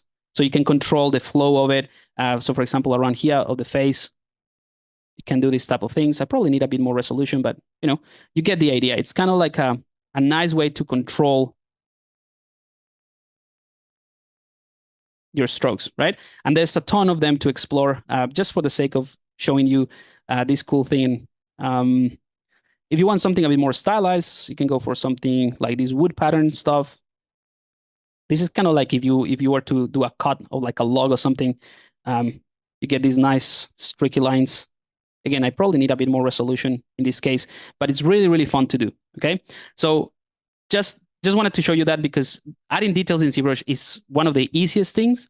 When you have like custom brushes like that, it also makes it a lot more fun. But it's about spending the time, right? So I wouldn't jump into doing these details unless you already have those base meshes nicely done and the secondary forms and all of that. So just a little extra tip. Those brushes will be available hopefully next week. I just need to finalize a few more things and tweak a few more extras. I've been just playing around with a few things. I'm going to show you a quick preview, just a teaser that I'm going to share soon. Here we go. So this is a character that I've been working on using these brushes. So it's to show like how you can actually use those brushes, not to create I don't know, like a log or a tree, right? But you can actually create very interesting things and play around with this. So anyway, it's going to be pretty cool. I'll give you another teaser because I already finished the this bit. So I have the poly paint and everything in ZBrush. So this is the character. Anyway, I'll cover this this is for a different stream. I just thought I'll show you because those are exciting brushes. All right, so I'm gonna bring in the last step, which is, you know, after you spend some time playing around with the details, generating those details, you end up with something like this. Okay, so now I have some details that are pretty good. Now I'm going to jump into 3D Painter. This is going to be very easy because I know not everyone is familiar with 3D Painter, but I do want to give you some reference before we go into the rendering with Valle, which is going to be pretty awesome. Okay, so once you get to this point, you have your base mesh, you have subdivision levels, you have details. How do you take this out of ZBrush? How do you recreate those details somewhere else for textures or for rendering? That's the part that I feel like a lot of people get stuck with because they go like, okay, I don't know the technicalities of it. I don't know the resolution I need to export, and I don't know the UVs. So there's going to be a few things that you're like, oh, I don't know what to do, right? So again, we're going to keep things very simple. And we're not even going to create UVs in here, right? So all I'm going to do is I'm going to clear this up so that we have more real estate to work with. Because we have been using subdivision level, and that's one of the keys of this workflow, of the simplicity of this workflow, we can export a simpler version of the mesh for Substance. So I'm going to click on All Low. So this one right here, All Low is going to send all my subtools, all these different objects that I have in my tool to the lowest subdivision level. So that's pretty cool. And I think that's good. Maybe, let me see. I might want to have one more subdivision level for the body, just so that is more in line with the other pieces. So actually, I'm going to delete lower. I have layers. That's all right. So I just need to put this into the lowest subdivision level that I want. So right now we have a simple subdivision level object that is at the lowest point that I want to have it outside. Now the key here is that if you export, with all the details, and if you export an FBX that has all the details and all the high subdivision level, it's going to be pretty heavy to work with. So usually what you do is you have a low subdivision level like this, right? And then you export the high subdivision level to the projection or recuperate or recreate, sorry, the details. So that might sound a little bit convoluted. Again, I'm going to reiterate. So all I have done here is just I set everything to the lowest subdivision level, right? Except the body, I just wanted to have a bit more resolution. That's it. So that's the step. Just lower everything. Then we're going to go to the plugin, C plugin, and we're going to click on FBX Export Import, and we're going to make sure that we have visible enabled, right? Visible is going to look at everything that we have visible. So in the case of the example that I gave you before, we had the C-sphere as well in there. So as long as it is hidden, or like you toggle off the visibility, is not going to be exported. So make sure that visible is on, pin, S normal. So this is going to smooth normals, just like the defaults are fine, and click on export. All right, so I've already done that just to save some time. Where are we? All right, I saved some time and I exported that already. So this is step one, just lowest subdivision level and export that, and you can call it whatever character low, right? Then in order to recreate those details in Substance Painter, what we need to do is click on all high, right? And now we have 4 million polygons in here, 1.2 million here, and 3 million polygons. So we have a lot of polygons in here. Depending on your computer, if you export this right now, it might take a while, but it will do it, right? It is going to be the same process. C plugin, export. I have already done that so that we don't waste time. So I already have the two files. I have one with the lowest subdivision level and another one with the highest subdivision level. Again, don't worry about UVs. I'm not worried about that, right? If for some reason you have lots and lots of polygons, I'm talking about, 10 or 20 different subtools here, and each one of them has 10 million polygons, it will be a lot to export. So if you have that, what I would recommend is that you select each one of the subtools and you go through the process that I showed you before with the decimation master, right? You pre-process current, and then you decimate it to something lower that you can export, and you still have all those details. But again, in this case, I don't think you're going to have a lot of polygons, right? Because it's a rather simple character. All right, so that is about it. We can just jump into Painter. I'm going to go ahead and fire that up.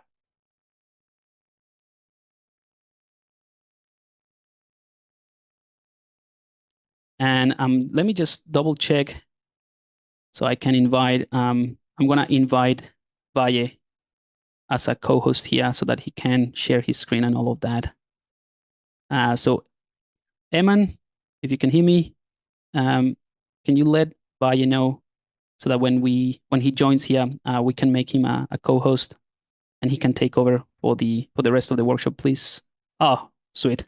Hey, Valle, the man himself, Valle is here. Yeah, so thanks for joining, because I don't know what happened with the other stream, man, and we had technical difficulties, so it's not going to be as fancy as we planned, as we tried before. But it's still going to be able to show some of the cool stuff. All right, so I'm about to finish, and I'll let you take over with the really cool stuff. I want to show a bit of the texture. So glad that you're there. I'm just going to actually find you straight away. And make a co-host. All right, so now you're a co-host. You can take over in a bit when I finish here. Fantastic. Alrighty, so I'm gonna go ahead. Remember what we exported from ZBrush is we have two files. We have one file that is an FBX with the lowest subdivision level, and another FBX that has the highest subdivision level with all the the details. So in Painter, what I'm gonna do is I'm gonna drag and drop the FBX that has the lowest subdivision level. So I'm gonna drag and drop that in here. And as soon as I do that, I have some settings to set up the project, okay? And this is where the magic comes, or like part of the magic happens to avoid some of the technicalities, right? So I'm gonna click on this. By default, I think it should be off, but I'm gonna click on Auto Unwrap. That should look at the model and automatically create UVs. It probably won't be the perfect UV set, but I'm gonna give you some tips to work on the textures without worrying too much about how the UVs are caught and all of that, right? So that's all I want to do. The rest is going to be pretty much the default settings. Auto unwrap, that's it. I'm going to click OK. Now Painter is going to load this low resolution mesh that we had in ZBrush at the same time that is going to recreate or create, as what it's doing right now, automatically unwrapping the model. So that's why it's really cool, this process, because you don't have to worry about doing perfect UVs or anything. You just let the software optimize it to the best of its abilities, and then you'll have a model in Painter, perfect, that looks pretty good, and it has UVs. Now, if I check the UVs by clicking on this icon here and going to 3D, 2D, you see the UVs are not great, like they're not caught nicely. So, I'm going to show you something else very quickly. If I go to the layers, and I'll just add, don't worry, I'll cover these steps in just a second. I just want to show you something that's important.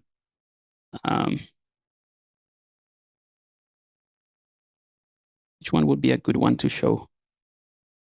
I'm going to switch to my standing desk here. And I'm going to type stripes. This one, it will be fine.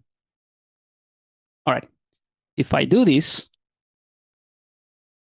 I'm also using the 3D connection mouse as well for this one, in case you're wondering.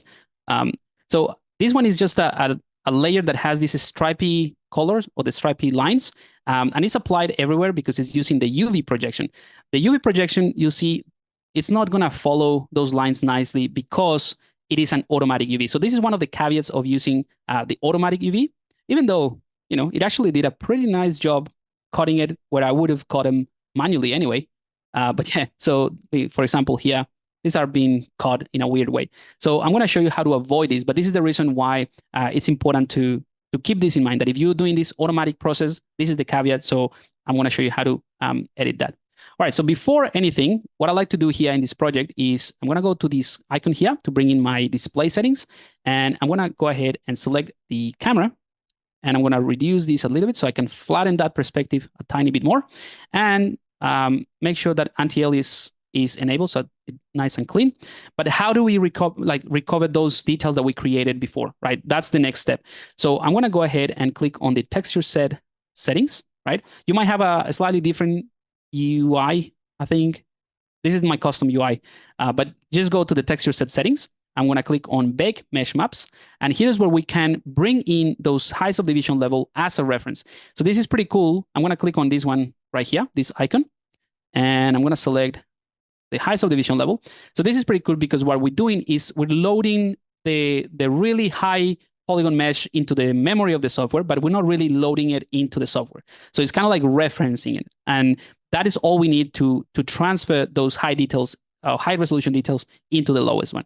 So this thing that you see here, this sort of like cage that happens around, that is basically what Painter is using to say, okay, I'm going to use this volume to project all those details into the lowest subdivision level.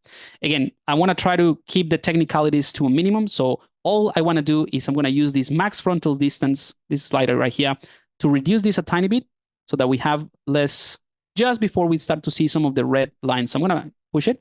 So these red bits means that those are parts of the model that are outside of the cage, so they're not going to be having any detail. So I want to make sure that I have everything without any red but just enough. Okay, so that's going to be great.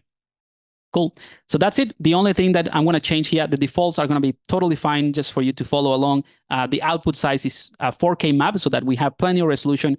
I'm not going to change anything else. Again, forget about the technicalities. This is as simple as it gets. I'm going to click on Bake Selected Textures. And now Painter is going to go through the process of looking at that reference model that has all the high resolution maps, high resolution details, and is going to project them into texture maps that are going to represent those details with normal maps, with ambient occlusion, all of that good stuff. And that's what I'm going to, that's basically what I'm going to give Valle to set up in the nice render in the real time, which is super excited. Can't wait to show you. And, you know, I'll be honest, I haven't played with Unreal Engine as much because, you know, sometimes it could be a little bit cumbersome, especially rendering stuff. But that's why this ATLUX tool that Valle created, it makes it so easy because it's just like, you know, just drag and drop and different scenarios, and you'll see it's really cool. So I'm really excited for this workshop myself, just because I also want to get more into it. So yeah, it's gonna be great. So I'm gonna try to finish now because I don't want to eat up too much time of Valle's stuff. That's it. So I have finished creating this baking. So this is the process called baking maps, in case you're not familiar with this. You can do this in multiple software, but you know, this is really easy. Just as a quick recap, I imported the low resolution into Substance. Then I click on Bake, or you know, create maps or bake maps. I loaded the high resolution mesh in here as a reference, and then tweak the front distance just to change the cage. Bake maps. That's it. Return to Paint. All right, so now we have some nice details. I'm going to also hold Shift and right click, right? There we go.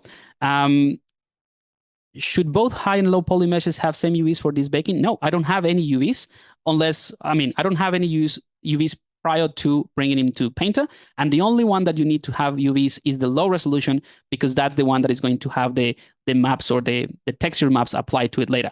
Like the high resolution mesh or high resolution FBX that I exported, I can delete it now. I don't care anymore about that because I still have it in ZBrush in case I need to re-export it, and I already recovered all my details in here. Perfect. So I'm going to give you a very brief introduction to what Painter does, or like the type of textures that you can get from Painter, and then I'm going to again use a custom tool that I created. All right. So if in here in the layers, right, I'm going to select the body, and I'm going to go into solo mode. Solo mode, by the way, in Painter is holding the Alt Q, which I have mapped to one of my, one of the keys that I have here in my mouse. I can just, toggle between that different objects. All right, so I'm going to click on this icon to create a fill layer. That's going to give me enough information to add texture. So I'm going to click on the properties. These properties are the properties of this layer. The cool thing about Painter is that it sort of breaks down the effect or the properties of the material into a bunch of channels. And that means that I can add color, I can add metal, so I can make it metallic. So now this is a silver mushroom. I can change the roughness, so I make it like very matte or very shiny, right? So every single aspect of the material, or the property of that makes this material looking cool, right, can be tweaked independently. So it's very, very powerful. So to keep things simple, I'm going to press the Alt key and click on color, right? And that basically gives me just the base color. So it toggles off all the channels except color. And I'm going to use something like, let's make this mushroom some kind of like brownish beige color. Perfect. So we have that in there. That's looking good. But then I'm going to go ahead and use another layer. So I'm going to right click on this one, duplicate it, duplicate layer with Control D. So it's exactly the same thing, but this time I'm going to take this layer and I'm going to give it a different color. So let's make it a bit darker and maybe more towards the red tones, like so, right? And honestly, what I'm going to show you right now is in general, this is my go-to workflow to create textures. Obviously, you can get very, very complex with a lot of different layer stacks and a lot of different masks. But what I'm going to show you is essentially what I do with all my projects. So I have one layer, and what I want to do is variate the color a little bit, right? So I'm going to take this second layer, and I'm going to click on this icon right here, and I'm going to click on black mask. So that creates a black mask that essentially hides everything. You can press Shift and click on the mask to make it visible, or hide it. But basically, because it is black, Painter is hiding everything on that mask. So now selecting this mask, I'm going to click on the magic wand, and I'm going to click on Add Fill. So adding fill is adding just a bucket of paint that is mid-gray. So you see that it changes to this mid-gray. So that's why you can see a tiny bit of the color coming through, right? So what I'm going to do is in this fill layer, I'm going to go to let's collapse this, move this out of the way. In this section right here, which are the maps that come with Painter, I'm going to type grunge. And there's a bunch of them that are really cool. So I'm going to use maybe this one, Brush Concrete. I'm going to drag and drop it into this grayscale. So this is the grayscale of that bucket that we just added. And just by doing that, you'll see, in fact, I'm going to click on the layer itself, and I'm going to change the color to something really bright so that you see what I'm doing. And go back to the mask bucket. So you see, it is pretty cool. There's a bunch of details that you can generate. You can play with the balance, the contrast, all of that good stuff. You can also increase the tiling just to make it a bit, smaller details or larger details, up to you. Now, this is the important part in this workflow. So this next step is the crucial thing to make sure that whatever you do works well with this specific workflow, right? Because if I get closer to the areas here, hopefully you can see the areas that we sort of like cut, or that the software automatically cut through. I don't know if you can see this, but there's like a line here, there's another one here, another one there. So that basically breaks the continuity of whatever texture we have, right?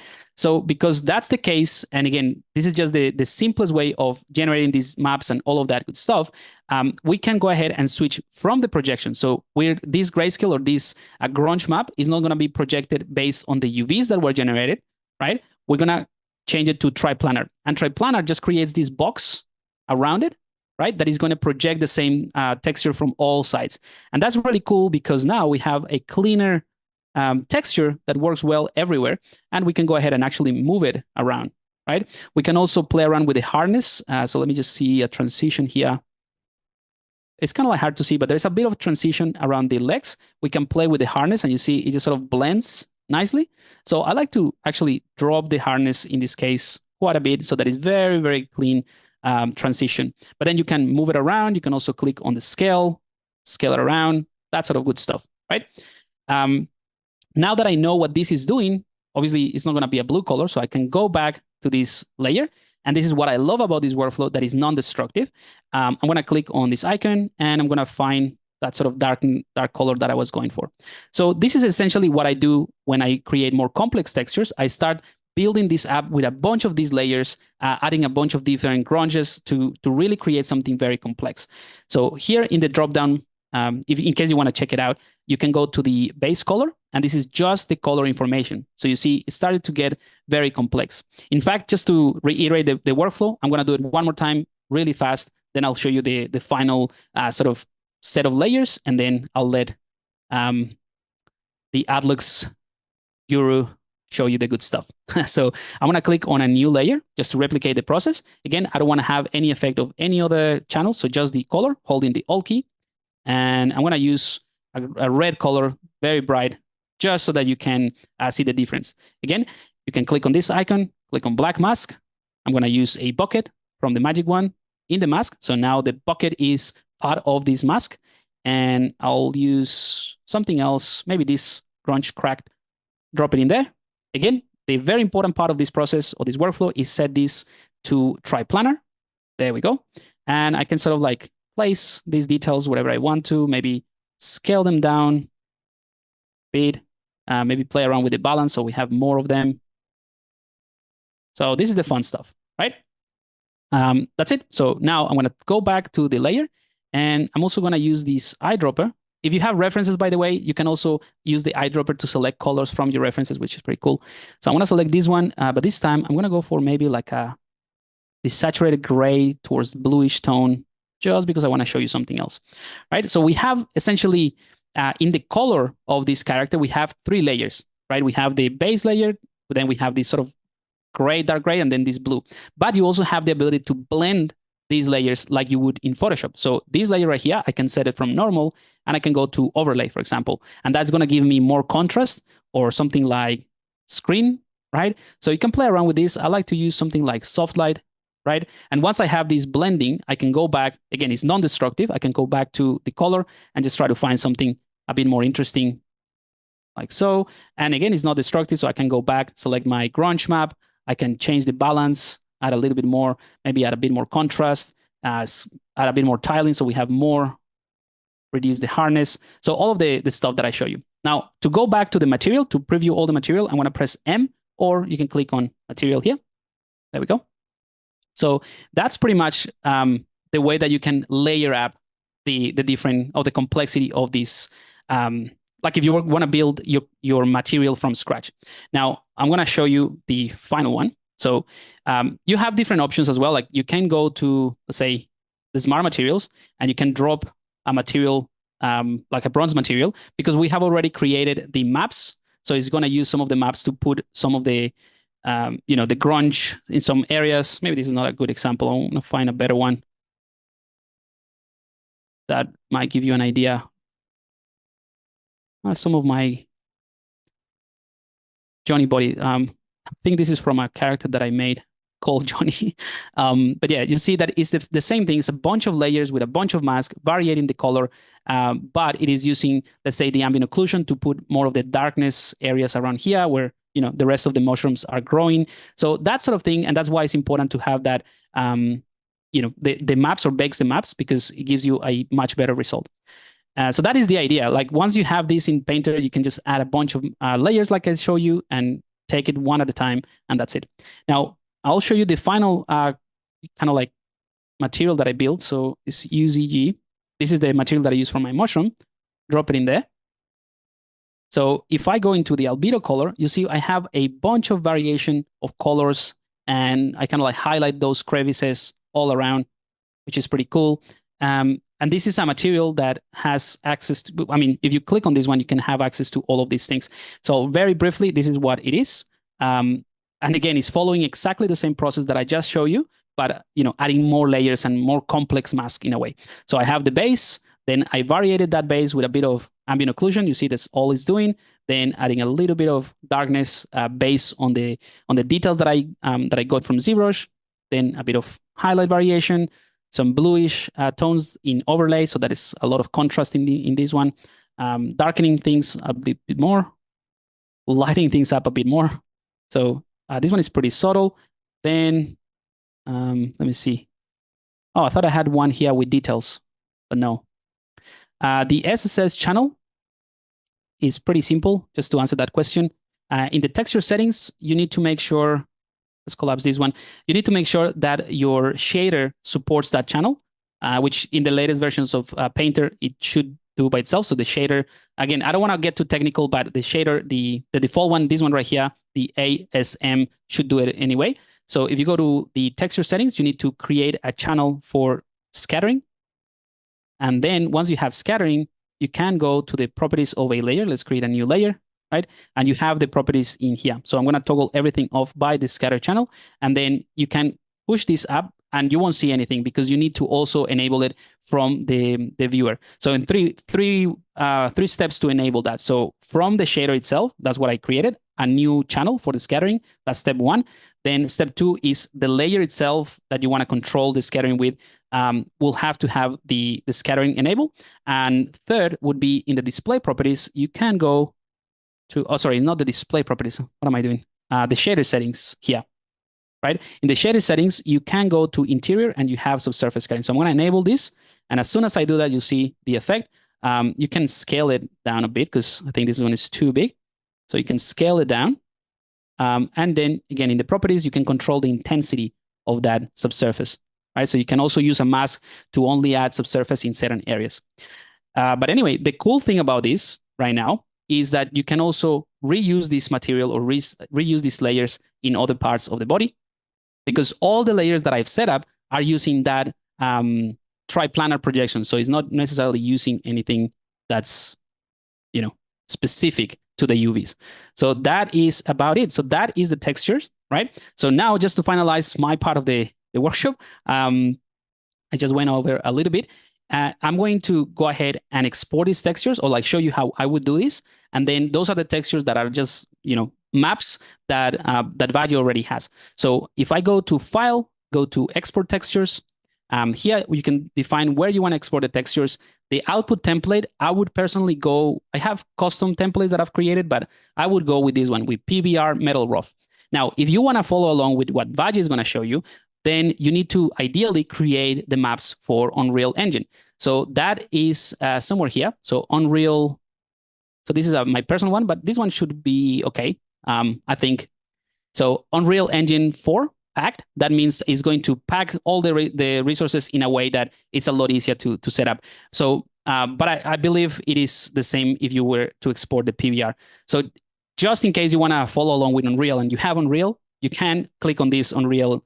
Otherwise, if you want to do it in Marmoset, like I showed you, or in Blender or something like that, just find the right, I think the Blender is also here. So there's a Blender one. Here we go, Blender. So Principal BSDF, right? So you can do that. The generic one is the PBR Metal Roughness. That is kind of like the generic way that will work for any sort of PBR workflow or like physically based rendering. So yeah, I do that, and then I click on Export. That's it. The only thing that you can change is, for instance, I think I should have named this properly, but I think these one are my eyes. And the eyes, you don't need to have that much resolution. So in my case, I want to drop this to maybe 512, the size of the texture maps.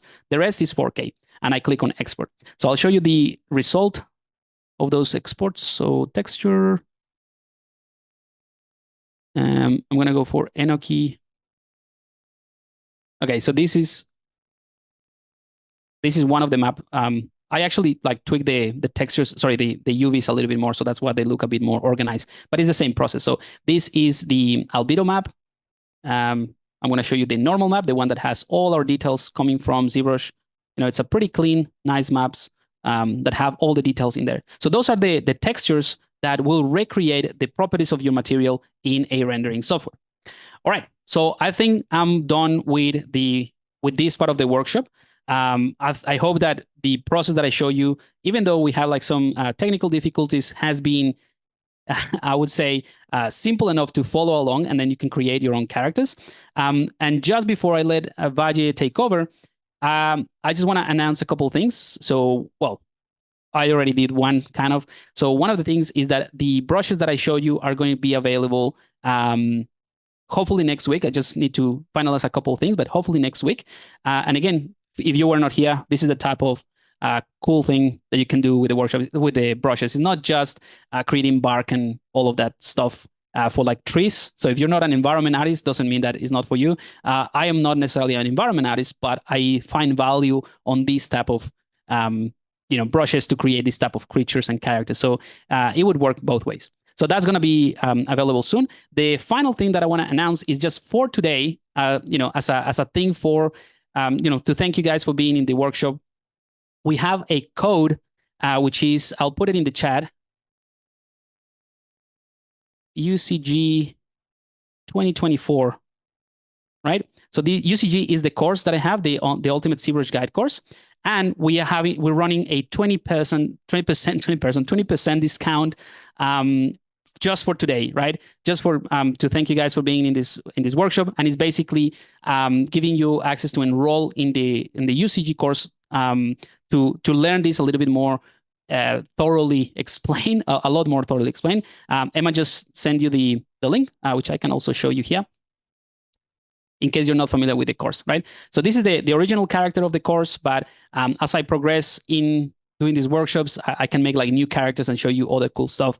But yeah, so there's 20% discount to enroll in the course today. And this code that I just gave you, it is valid until midnight today, Australia time. So just keep that in mind.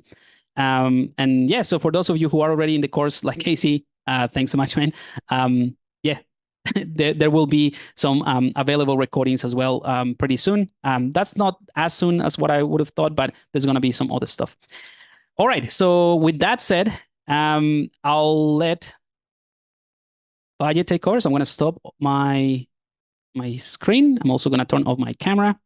And let me welcome Valle. I think you can, let me, if I unmute you. Can you hear me? Yeah. Can you hear me? Yeah, we can hear you. Can everyone hear Valle? Awesome. Just let us know in the chat. Yeah, fantastic. All right, so just a quick introduction. Valle is a good friend of mine that it's, like I said, a guru of everything, really. I wouldn't say that it's just, Unreal. The guy does coding, does product visualization, does everything. Is worked in Weta. I think one of the recent movies that you worked on was released recently was the Creator, was it? Yes, yeah. I worked briefly on the Creator, on the pre-production side of things, getting some like initial 3D models for the props and so on. Yeah. Yeah, that's fantastic. So yeah, this is the caliber of artists that we now have access to.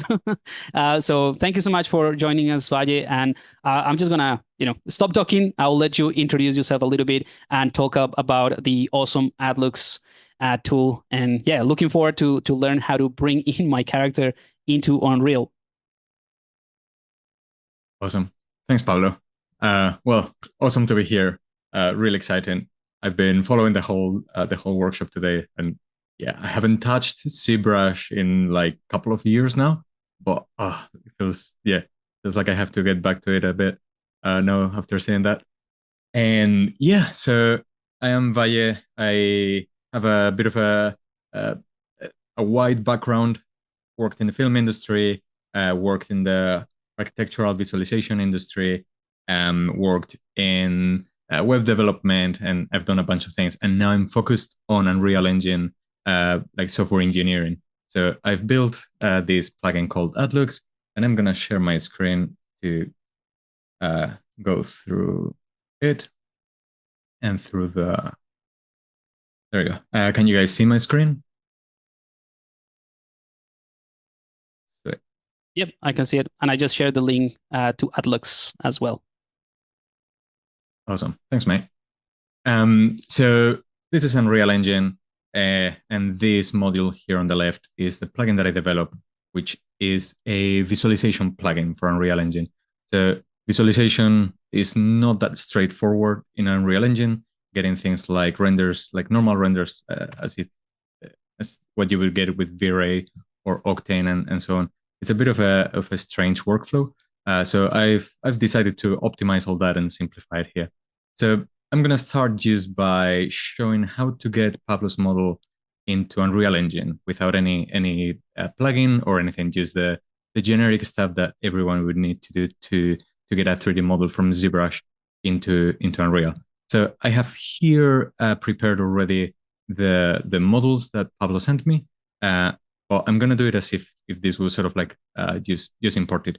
So when you import an FBX, so the one that you would get from ZBrush, the same one that you get in Substance Painter, you import it, and it usually separates the different parts as different static meshes here.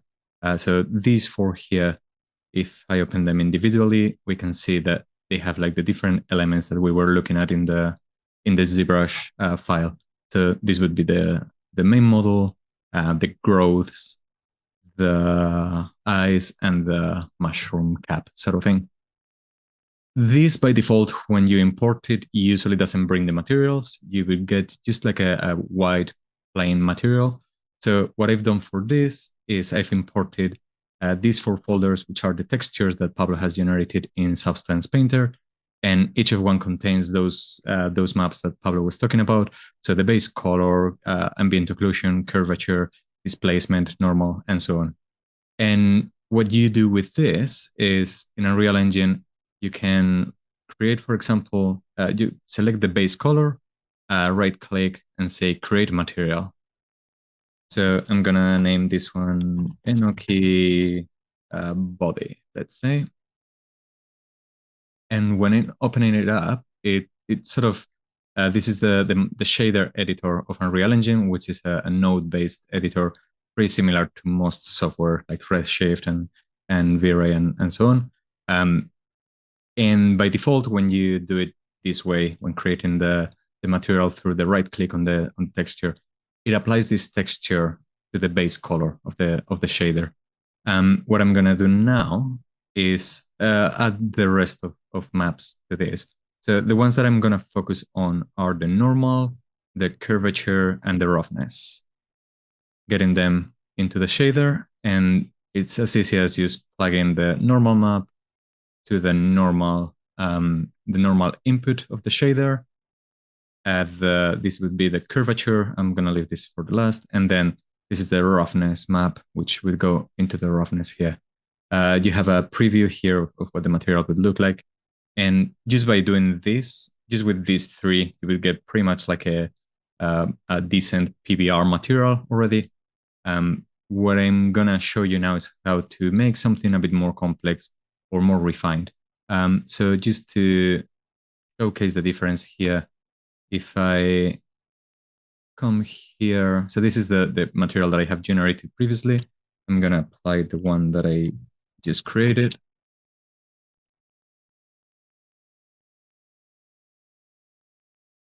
And you can see that there's a bit of a difference in the sense of like it's a bit more flat, and it doesn't have the subsurface scattering that the model should have. So for that one, what I did was selecting the shader, and in shading model, there is this subsurface model, which allows you, this sort of unlocks this input of the subsurface color and the opacity. So with this, what I did sort of was connecting the same color as the body to the subsurface color. And then I've used the curvature map as the opacity map. So what this means is that where actually, I need to create a node of 1-. So what I'm aiming for with this is for the parts that are more sort of like convex, that are sticking out. I want them to be to have more subsurface scattering, and the parts that are more like hidden or that are like a whole sort of thing, I don't want them with subsurface. So by using the curvature map, I can apply this effect sort of, and I do the 1-x node, which is it's pretty much an invert node. So basically, it says that whatever is white here is going to be black, and whatever is black is going to be white. And then this is the one that I plug into the opacity one. And this will give me as soon as it compiles.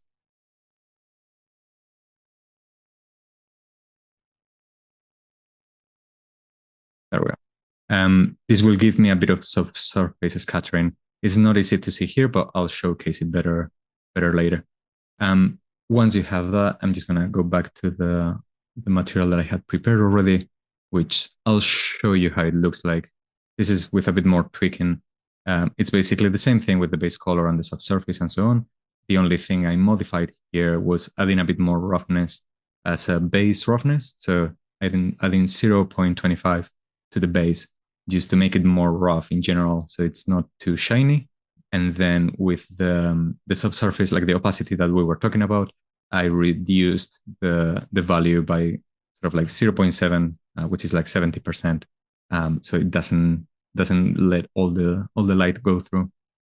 Once you have the material, it's as simple as applying it to the material slot, and that gives you the model with the material in Unreal Engine. In order to put all the pieces together of the character, what I usually do is I create on this one. I'm gonna create here in the same folder, right-click a blueprint class of class actor, and actors is the way that Unreal Engine has of naming sort of like the assets that you can compose with different meshes and different skeletons and so on. So an actor can be a combination of multiple meshes and texts and shaders and so on. So I'm gonna name this one Enoki Actor sample. And by default comes empty, so there is nothing in the actor. So I'm gonna come to the content drawer, select the 4 meshes that are part of the Enoki. I'm gonna say add, and if I come to static meshes, it says multiple assets, which is it's gonna insert all the pieces that are selected in the content browser, and that means that we have the full character already in place. This is way better when all the models or all the parts have the same origin, the same axis. Otherwise, you might need to adjust things manually if some of them were exported with a different axis. But in this case, they all have the same, so it's fairly easy. And once we have this is just to put together the 4 pieces so we can move the same, like all the character in one go without having to move all the pieces every time. And now what I'm gonna do just to showcase is I'm gonna put the actor. This is the starting level in Unreal Engine. So it's like a sort of like a terrain, pretty common for like a video game, for like a war game or whatever, where you have like an open world thing. So I'm gonna just chuck it in here, and let's make it visible. The sun is hitting quite strong here, so it's a bit bright here. But you can see that this is already a game-ready asset. So from ZBrush, importing the models as FBX, getting the materials done, putting them into an actor, putting the actor in the level, and this is already what a video game would look like. If the Enoki had like the skeleton and the rig and so on, it could be animated. We could even convert it into a first-person character, so you could play around with it and move around. And it's fairly easy just to get it to this point. And something, what I'm going to show you next is more focused on the rendering and the visualization. And this is where ATLUX comes pretty handy. So back to the interface here of ATLUX, I'm going to select create new studio level. I'm going to create the standard studio, which makes a 3D photo studio already prepared by default, used with one click. And what I'm going to do here is import to the scene the same model that we were looking at before. I'm just going to put it in the center, rotate it, just move it up a bit. And I'm just going to get rid of the sample. And I'm going to look in the camera here so we can see what we are looking at. So basically, this is to visualize the 3D model. There are options I'll show in a bit to do like a 360 turntable and so on. But with this already in place, I'm going to hide all the stuff around. We have, we have this target here, which is where the camera is going to point. So I'm going to put it just next to the face, and I'm gonna make it sort of focus on the front of the face, and then I'm gonna select the camera and use with the space mouse as well that I'm using, same that Pablo was using for Substance and so on. I'm just gonna move the camera to get it to a point that I like. So with this in place, we have a fairly neutral studio. This is sort of like the default, but it's not showcasing the character as well as I think it should. So there are here a few other characters. I'm just gonna lock the camera and the target so that doesn't change. And we have these other presets that just load in real time just with one click. So when doing this, yeah, there we go. So you can see how the full studio updates in real time just by selecting the different presets. And we have presets like sort of like Star Wars looking like, with a bit of fog and a bit of like the lightsaber lights, the good and the bad and so on. And it's as easy as you selecting each preset, and you can get like a different lighting, different setup. This is even so like awesome, something man. Cheers, mate. With the latest update, we also have this sort of like 360 environment. So if you have like an HDRI or a 360 environment that you can put around, you can select it here and apply it to this dome, let's say. So if I move backwards, you see the trick. It's like a one-sided dome that contains an HDRI and works both for the lighting and for the background, like the backplate. It's also prepared so that you can change the texture here with multiple textures that I have prepared with. This was all using the Skybox app, which is a sort of like a Mid-Journey for 360 images. So same deal as Mid-Journey. You enter a prompt of the scene that you want, and it creates this sort of like 360 scene, which is pretty handy for renders like this. So yeah, comes by default with a few like sci-fi, a few fantasy setups, and a few yeah, this is the one that we had before. Yeah, some 360 setups around that get a really nice reflection and a really nice backplate. On top of that, we have also an AI randomizer for the lights. So this is something that is under development, but it's sort of like continuously improving. It's every time you click, it generates a new studio, and over time we are training a model, an AI model, so that the studios have more accuracy and more yeah, they get nicer results. At the moment, it's quite random, so you get a bit of everything, but it's fine to play with.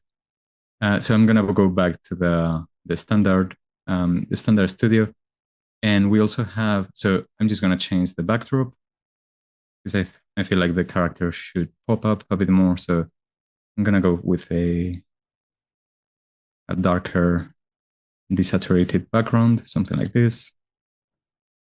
Yeah, while you do that, just because I've seen some of the questions popping up in the chat. Don't worry, guys. We'll do a Q&A at the end when Valle finishes, and I'm sure we will be able to answer all those exciting questions about ATLUX and what's going. But from what I know about ATLUX, this is nothing. This is the tip of the iceberg. Just wait and see. Thanks, mate. Yeah, looking forward to the Q&A. So we have also the lighting tab. So the previous one changed the background, changed the camera positions, and so on. With the lighting, we can sort of lock everything and just change the lights around. So we have things like a zenithal light, a backlit, a front, and again, this is all real time. So you can move around as if it was a video game, and you see it in real time without having to render it. This is like a base light, feels a bit like a scary movie sort of thing. This is the warm light that I think this is closer to what I used in the final render that I did for testing, which I kind of feel feels quite nice having like a left warm light and then some darkness, but then the really like strong highlight here at the back that defines the character a bit more. And the cool thing about all this as well is that you can apply the presets, but you can move all the lights as well, however you want. So they behave in a physical way. If you put them closer to the ground, they have a tripod. If you put them closer to the ceiling, they have a scissor system, and they update in real time. They follow the target as well. So they follow the in this case, the head of the character. And as you can see, you can have like the real time preview here. So if I pick this one, for example, and just turn it off, you see that we are only left with the backlights here. And just for the sake of testing, we can test that out. And again, behaves in real time. So it's a really good way of pre-visualizing lighting and so on, because it doesn't need to render anything or try anything. And yeah, it's as quick as it gets. So for the sake of trying, and we also have things like the temperature that we can control of the light here and so on. So for example, if I crank this up, is where you start seeing the effect of the surface scattering that we were talking about. So the material starts to get a bit translucent in those sort of like curvature, like the parts that are more curved towards the exterior. And we have that nice effect of like translucent mushrooms and so on with the light passing through. And just like this, we can add also a bit more light here to light up the face. And another thing that has been added, I'm actually going to show this here. If I go to perspective, I can select the camera as the image. And something I've added in the last update is the light painting function. So I can drag a light straight from the editor and just point at the part of the model that I want to light up. So if I say that I want this to be sort of like here in the back, I just put it on top of the part of the model that I want to highlight, and just works. And then with the mouse wheel, I can like move it forward or closer, and I can rotate it with the control or make it bigger and smaller, and also control the intensity with Alt and the mouse wheel. So that way it's like literally like the light painting function. So you can go around and say, now I want the face to be lighted up, or I want it to be just way darker. So a bit like this. Yeah, something like that. And then having that selected, I can just change the temperature so the front is a bit warmer and so on. And a couple more quick things about this. Another feature that is pretty handy for things like 3D models and pretty handy for ZBrush models is the turntable and the floating platform. So by default, we have this platform here at the bottom inside the studio. So I'm gonna drag the actor inside the platform, and I'm gonna enable the turntable inside of it. So if now I play simulate, it creates a turntable of the character in real time. So you could record this, you could render this out, and have a final turntable of your character. And with the latest version as well, there is this floating platform. So instead of turntable, I'm just gonna check floating, and what this does is creates a bit of an animation for the character to have a bit more life and sort of like a floating vibe, which actually fits pretty well with this model, I reckon.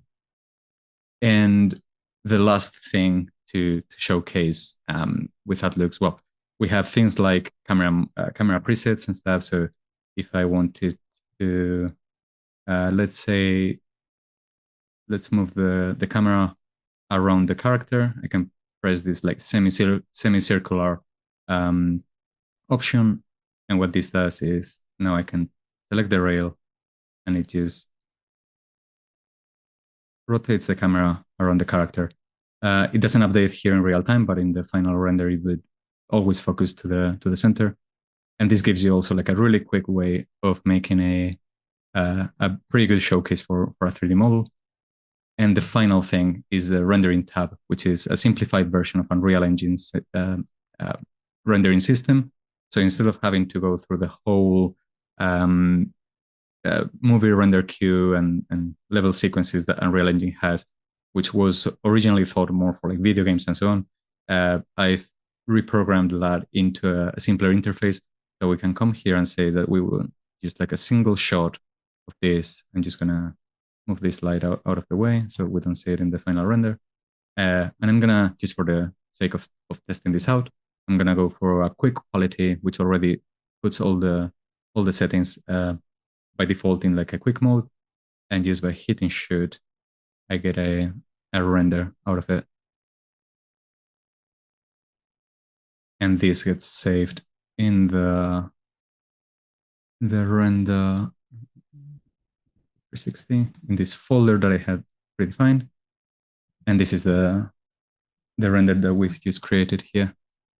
And again, this was the quick setting. So as you can see, it's a bit noisy, and it's probably like, it's not a final render by any means. It has a bit of a noise in the background and so on.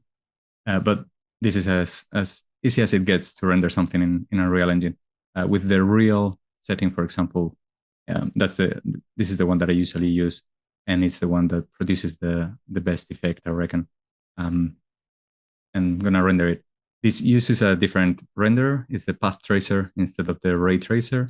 And as you will see, as soon as it finishes in about 5-10 seconds, it creates a bit more of a realistic feeling. So the subsurface scattering is more noticeable. and the lighting and the details are a bit more realistic.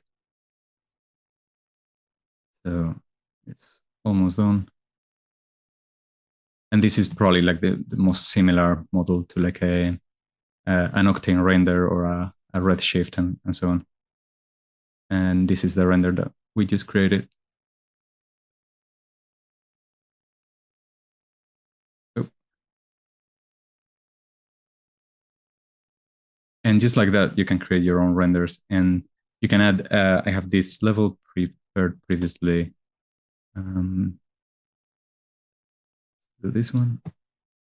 This is the one that I rendered for the test. So having the characters with multiple, with different poses. This is the other pose that Pablo gave it yesterday, and you can put also like a miniature of the character to look at it from like behind and from the front, and then render the whole thing in one single composition. So yeah, this is ATLUX. This is Unreal Engine. I hope you guys have, I hope you guys like it, and yeah, happy to do any Q&A.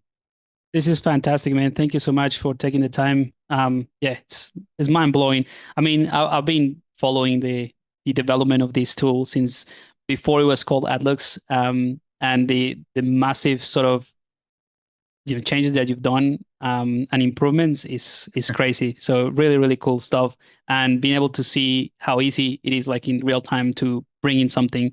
Yeah, it's very exciting. I'm sure like anyone that is following, let's say, the work that I do, which is mostly concept and that sort of thing, will be very excited about this as well. So yeah, those thank you so much, Jorge. We're gonna go into a quick Q&A with Valle and myself. So if you have questions for me, although I think we covered some of my stuff already, so for whoever you want to ask questions about the process, feel free to drop them in the chat, and then I'll read them out, and yeah, we'll cover those. We'll see what the chat is. Okay. Well, most of the things are like mind blowing, exciting, really cool, awesome. Yeah. So, any questions, guys? How much it costs for the GPU and CPU? So, like, how much it puts into? Yeah, that's Valle's question. Yes, so Unreal Engine is quite heavy on the GPU. It doesn't use the CPU that much for ray tracing, but it consumes a lot of GPU. So you need a proper RTX card, at least I would say like a 3080, like an RTX 3080 is a good starting point. Lower than that is gonna be a bit heavier to render, so it's gonna take more time. Okay, so yeah, so GPU is the way to go. Cool. Yeah. I don't know if you can see the chat, but there's some questions about, is it compatible with Mac OS? Is it compatible with Mac, you said? Yeah. It is not compatible at the moment. I'm working on it right now in the background. Okay. It is going to be compatible from next week, actually. So pretty much, yes. Yeah. But there is a downside of it. And it's not an ATLUX thing, but an Unreal Engine thing. And Unreal Engine in Mac doesn't have any path tracing or ray tracing. And I believe that's because of the graphics card that Apple uses in their Macs. They are not compatible with ray tracing, but they are compatible with this new lighting model that they have, which is called Lumen, which is sort of like a global illumination real-time thing. But it's, in my opinion, it's not as realistic as ray tracing. But yeah, it will be coming out in next week for Mac. Sweet. Cool. What other questions? So can we do the same one button solution for rendering a turntable, like you show with a single render? Yes, yeah. So the one button you can select in the render settings. There is another one button that says sequence instead of single shot, and that renders the whole turntable in one go. So you have to set up the turntable. Time to run. Yeah. Yeah, the turntable is set up automatically. So you just click on the sequence, click on shoot, and it renders the whole turntable. Fantastic. Is ATLUX a standalone program, or do we need both ATLUX and Unreal Engine? ATLUX is a plugin for Unreal Engine. So Unreal Engine is a free software and ATLUX is a paid software that you can find on the website, which is atlux.ai. It was just it hasn't been released officially, but it has been launched in Pre-released. we did what we call the soft launch, pre-release. So it's currently available already on the website with a 50% discount for the rental option. So yeah, it's a pretty. If you guys want to try it out, it has a 50% discount, which is like a 15. I think it's just $15 to pay for the first month to try it out. I just like showed it just that, and it shared the link so that you can have a look at it. Oh, sorry. Yep. Yeah, and then you showed like this is the crazy thing that you showed just today, which is amazing that you will be able to move things around and it still looks like a real studio. So this is fantastic. Yeah, and you just look at some of the things that you can like. You can do so much with this plugin from design, product design to architecture. So all of this good stuff. This guy, the Viking, this one, we used this one ages ago. Sounds familiar. It's been there for a while. And so for those of you who are here that are part of the extra mile, you might also recognize this guy. So there's a couple of things in the works at the moment, but we're not gonna mention things just yet about that. But yeah, it's gonna be pretty exciting. So yeah, just have a look at ATLUX and get yourself a license because it is definitely worth it for if you want to explore the Unreal Engine capabilities. Okay, so a couple more questions to wrap up this very long 3-hour workshop. Thank you so much for staying, guys. I don't know. Can you see the chat if you want to pick a few questions by? Yeah, I can see. So I'm looking. You can. So if the wireframe can be rendered, rendering the wireframe in Unreal Engine is quite tricky, surprisingly, because the Unreal Engine, when it imports any 3D model, because it's a game engine originally, it triangulates the whole thing. So there is a way that you can render out the wireframe, but it's going to render it as triangles instead of the sort of like the nice topology, the quads and so on. I don't think there is a way at the moment to do like to render the quads. I keep an eye on it every now and then because that's something that is quite interesting that I would love to add, but I haven't found a way to do it. So you can get the triangles and the sort of like the dissolved topology, but not the nice topology, nice quads and so on. Just on that note, if you want to do a workaround that I haven't tested it, but I'm pretty sure it would work based on what we've seen. You can create a texture map in ZBrush based on the polygons on the wireframe, and then use that wireframe map as a texture map just to replace the albedo. And that is a fairly simple thing to do. You can just do it from the UV map. You can from the texture map in ZBrush. You can create and then create one from UV map. So that is actually quite simple, and it's a textured like the normal map, the whatever. You just plug it in as an albedo, and obviously it will still have the other properties like subsurface scattering and all of that stuff. But I guess you could potentially set it as just to show the albedo without any other shader stuff, and then show that. So that could be a workaround if you needed to. I personally think that if you want to showcase your wireframe, you can just do it from somewhere else. From ZBrush polyframe is pretty easy, and just leave the high quality fancy stuff for Unreal. But yeah, that's just my take on it. I'm looking at a couple more questions. One says, can you render 360 images and videos? Yeah, so ATLUX actually comes with a 360 camera, which is, just drag and drop to the scene, and you get the, I can actually show you here. I think you need to share the screen again. Very quickly. In sequence, there is this 360 camera that you can drag and drop to the scene. And even though the preview doesn't look like 360, but if you render this, it will give you a 360 image, like an accurate rectangular image to use as an HDRI or anything. So you could have the whole studio as an HDR that you can use in another software. Oh, that's really cool. So you can, like, if you delete the characters and you put that in the center, you can build the studio and recreate the same thing in other software, like Blender or whatever. Exactly. Yes, yeah, Very, totally. So very you cool. get the same reflections and so on. Yeah. Yep, this is fantastic. And thank you. And there was another question. Oh yeah, can you render without the background and only use the lighting model?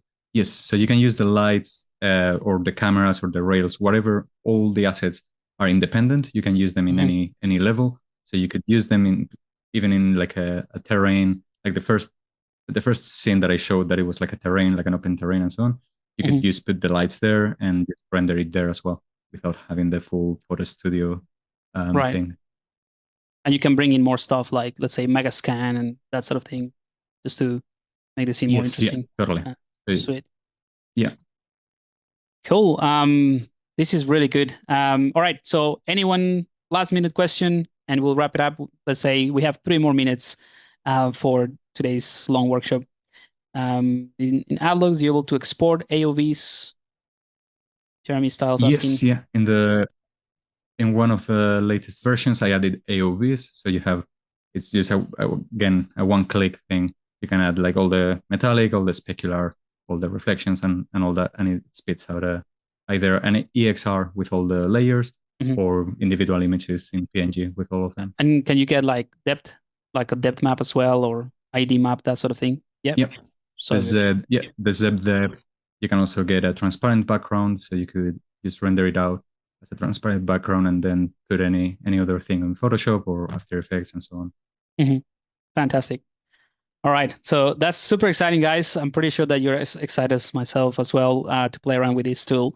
So just let me just check. Yep, oh cool. So there was a question I was going to answer from Juan. Are there more tutorials coming? Yeah, so from my side, there's going to be more of these things that definitely are scheduled for this year to do these type of workshops. I'm going to try to show you different parts. Obviously, this one was more like an introduction to some of the tools that I use in ZBrush and finalizing with something that is rather different, but I think it's really, really cool to at least be aware that it exists so you can, target that quality very easily. But there's definitely more tutorials coming up and more of these live workshops as well. And I'm sure Jorge is going to do the same thing with his ATLUX stuff. For sure. Yeah. Alrighty. So I was just replying to another question.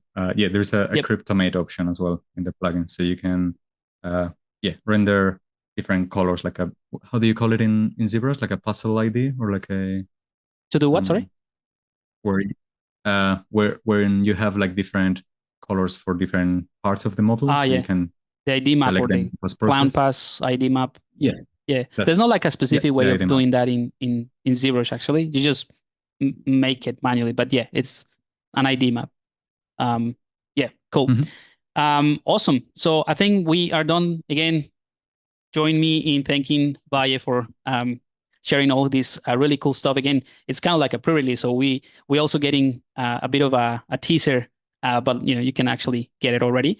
So this is pretty exciting, guys. Thank you so much for joining, and yeah, just keep an eye on your email. So for those of you who register, I will just follow up with hopefully a recording of this session, and I will just put it online if everything goes well. We're gonna try to extract what we can from that original kerfuffle that we had in the other streaming platform and with this one, and then we'll just share the final one. But thank you so much. Thanks, Eman, as well, behind the scenes, helping us with all the coordination of everything, and thanks, Valle. I don't know if you want to share anything else where they can reach you as well, like maybe social media or something like that. So the website of ATLUX has all the contacts for me. And then on Instagram, my personal Instagram is antipod _Valle. So I'll just put it here if anyone wants to reach out there. And also the Discord of ATLUX is probably like the best way to reach out. And you can find that on the website as well. Great. Yeah. Thanks so much for having me, Pablo. All good. It's always a pleasure. All right, guys. So I'm going to leave it here, and I'll see you online. And for those who are part of obviously the extra mile and all of that, I'll see you in the community. All right. Cheers, guys. Oh, by the way, remember that the code that I shared, once again, UZG 2024. If you're interested in joining the Ultimate ZBrush Guide course, this is the code that will get you 20% discount. But it finishes today, so it's just for today for this workshop to thank you for being part of the workshop. If you're interested to take your ZBrush level to the next, to ZBrush skills to the next level, it's only valid until the end of today, Australia time. All right, see you guys. It's been a pleasure, and I'll see you around.